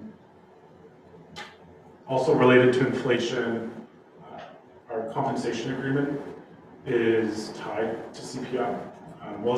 It's tied to the owner's annual increase, which is tied to CPI. But it is capped at 6%. And I'm almost positive I saw something come up that the owner's increase will be 6% this year. And when staffing is, we are a service-based business, if we think of it that way. And staffing is a large component of what we do. And people completing the services is a large portion of our costs. So we're gonna, that's a commitment that we have for costs related to inflation that's out of our control. And again, aging infrastructure, talks about it from an asset management perspective. I think we have a much better understanding of this, but we do have an expansive road network that continually has rising costs. And then there is this kind of, it's been brought up, but it's kind of this elephant in the room about a significant facility that is likely needed, has been recommended, and the cost on it is continually going up. So, in addition to maintaining our existing facilities. So there's going to be, from a financial perspective, you combine those two of inflation and aging infrastructure, there's going to be some challenges coming up, and some decisions that will need to be made about how we're going to pay for all that. On that cheery note, I will open it up to any questions, and then, but again, we're going to spend quite a bit of time together talking about finance and budget on the 6th. And I did indicate, just for Paul's benefit, because he wasn't here when I was chatting with council, that December 6th could turn into more of a training session and a discussion as opposed to a labeled first draft, if it's not something that is going to be accepted widely, if the increase looks so high, just so we can get some feedback. Not that we can't carve it down, but at this point, with all of the requests coming in from staff and the inflation and all the other challenges, it could be higher than what normally we would present as staff. So once Paul gets things sorted out, if that's the case, then we may just address it in the course of the training session. Yeah, just to add on to that, I'm looking at the numbers every day trying to find ways to get it down, but and there are solutions, but it's trade-offs, and it's I think where my hesitation to provide a solution at this point is knowing that it's a new council, not entirely sure where some of the priorities are. But also knowing its trade-offs that if we use reserves to bring down the increase to fund the existing project list, that's less money for other pressing needs as well. And so where I think it might be helpful is to present where we're at. It's not a recommended budget, but where the conversation can begin and start to get some input from council. So I'm still working on how to frame that and how to present that, but because there are options, and I think that's might be what it is, to get it down to a number that council is comfortable, or I don't also want to rule out the fact that if council looks at all the what I just went through and all our future needs, that I don't want to rule out any number of increase, right? It is because it's not my decision at the end of the day. Questions from council? Will you be showing us all our reserves too? Yeah. And also, will you be showing what has went on in the last 3 or 4 years? Or 2 or 3 years? Yeah, I can, for sure. I'd like to see that. Yeah. Any further questions? Yeah, through you, Madam Mayor. Yeah, I wouldn't mind seeing a little bit of history. Because it's been a couple of years since I've seen where the budgets come in at. And I do know that we've increased staffing in probably in some of the departments. That has increased, that obviously has increased the budget. I do know that, yes, we have some challenging decisions to make. But I also know that if we don't make them challenging decisions, we're not doing the community a justice either.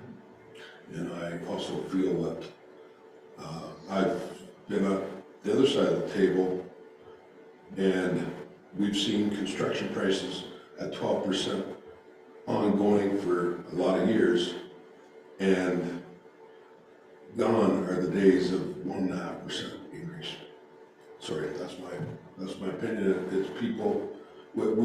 This is a business that needs to run, and we need to run this business efficiently.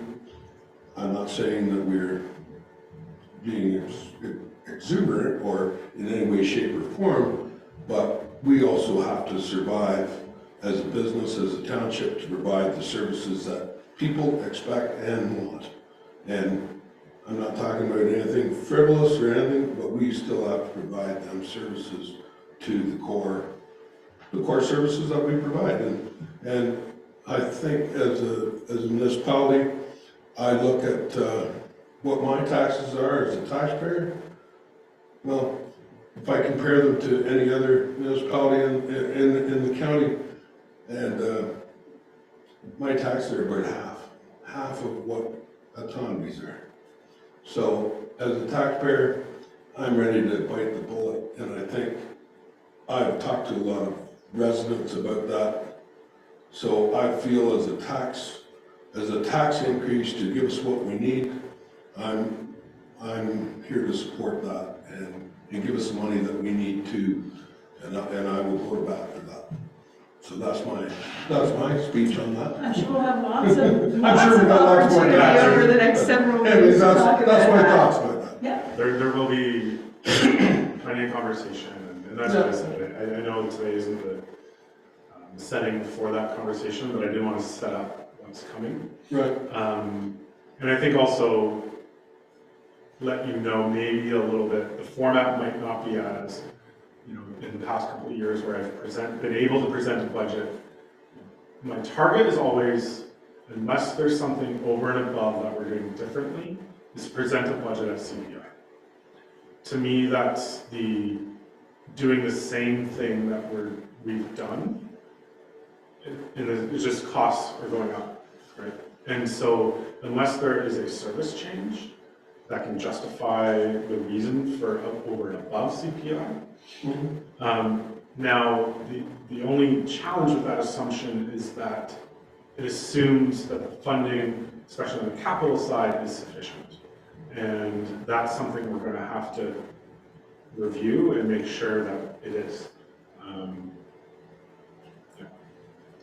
Councillor Watt, you had a question? Thank you, through you, Madam Chair. No, I just, I understand everything. Thank you very much. It's a lot to absorb.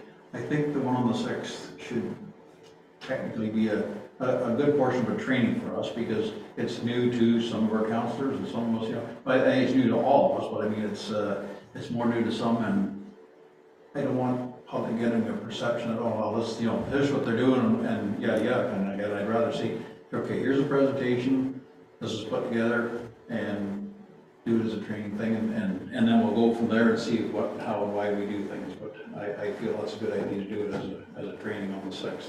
Yeah. Technically as a training. And I think coming out of that meeting, I'm going to do my best to get you all the information that you need, but there might be more information needed to make certain decisions. And so, already talking about past decisions, past reserves, and I can try to summarize and give you certain information, but I may not give you exactly what you want. So if there's more information you want, I can take that request. We can come after that meeting and complete the picture that you need to make a decision. I think that's a good idea. Great. Any other questions of Paul while we have him here? No? Seeing nothing. Thank you, Paul, for that detailed overview of the department and the impact. There's a lot of knowledge to absorb and learn and understand. I'm sure we've got so much more to look at too. Do we want to, I was passed a note earlier that we may be able to do a quick overview on the department? If you're okay to save it, I would request that we hold off. There were a couple of things that I would like to add. I just thought if we had some time to kill, I would give you a couple of highlights. Sure. What I don't have is number of building permits and the totals as far as revenue, which I think would add to the information that I have. So I am happy to do it. I also have another meeting, but How do you do it, just not now? as long as you're okay with that, I'll put something more complete together, and then we can do it either on the 6th or, if we have another opportunity where we come together and have that time. I thought we might be so far ahead of schedule, we might need 15 or 20 minutes, so I tried to have something quick, but I would prefer to have it wholesome. That's fair. We can wait on that. So, moving down, we are officially done with departmental presentations. Councilor Watt? Receive them all? Do we, I suppose we do need a motion to receive them all. Thanks for keeping us on our toes. Councilor Johnston, second that. All in favor? That carries. With thanks. Yes. It certainly was a lot of good information today that we got, so definitely with thanks to staff for their time in putting that together. We have a bylaw that we need to put in place. Do you have a copy that we're distributing or reading or? Let the clerk read it. So this is going to be bylaw 2022-52.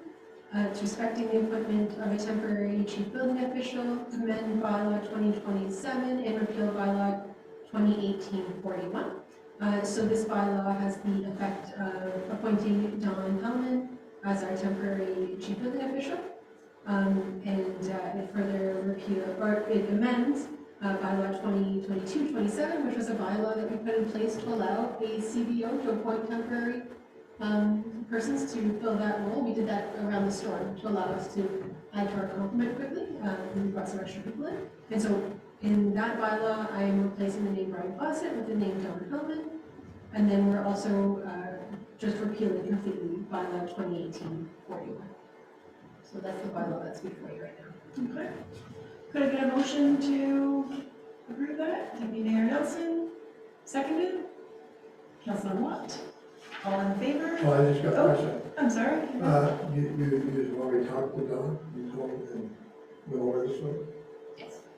Yeah, and everything that he's going to do this time. He feels capable of doing it. Yes, and we'll put this measure as a temporary measure because it is a statutory requirement that we have a CBO. So we do have another relationship with a neighboring municipality, but I do have two individuals here that are both qualified. So I felt it was better to have somebody in-house. We've had some discussions about managing the department moving forward. I just want to make sure. So. Yeah, yeah. Okay. All in favor? That motion carries. Thank you. And confirming by law, could I get a motion to confirm the proceedings of today's meeting? Deputy Mayor Nelson, Councillor Johnston, all in favor? That also carries. And a motion to adjourn. Councillor Watt, Deputy Mayor, all in favor, carries. Thank you, everyone. Thank you. Good show. Thank you. Thank you.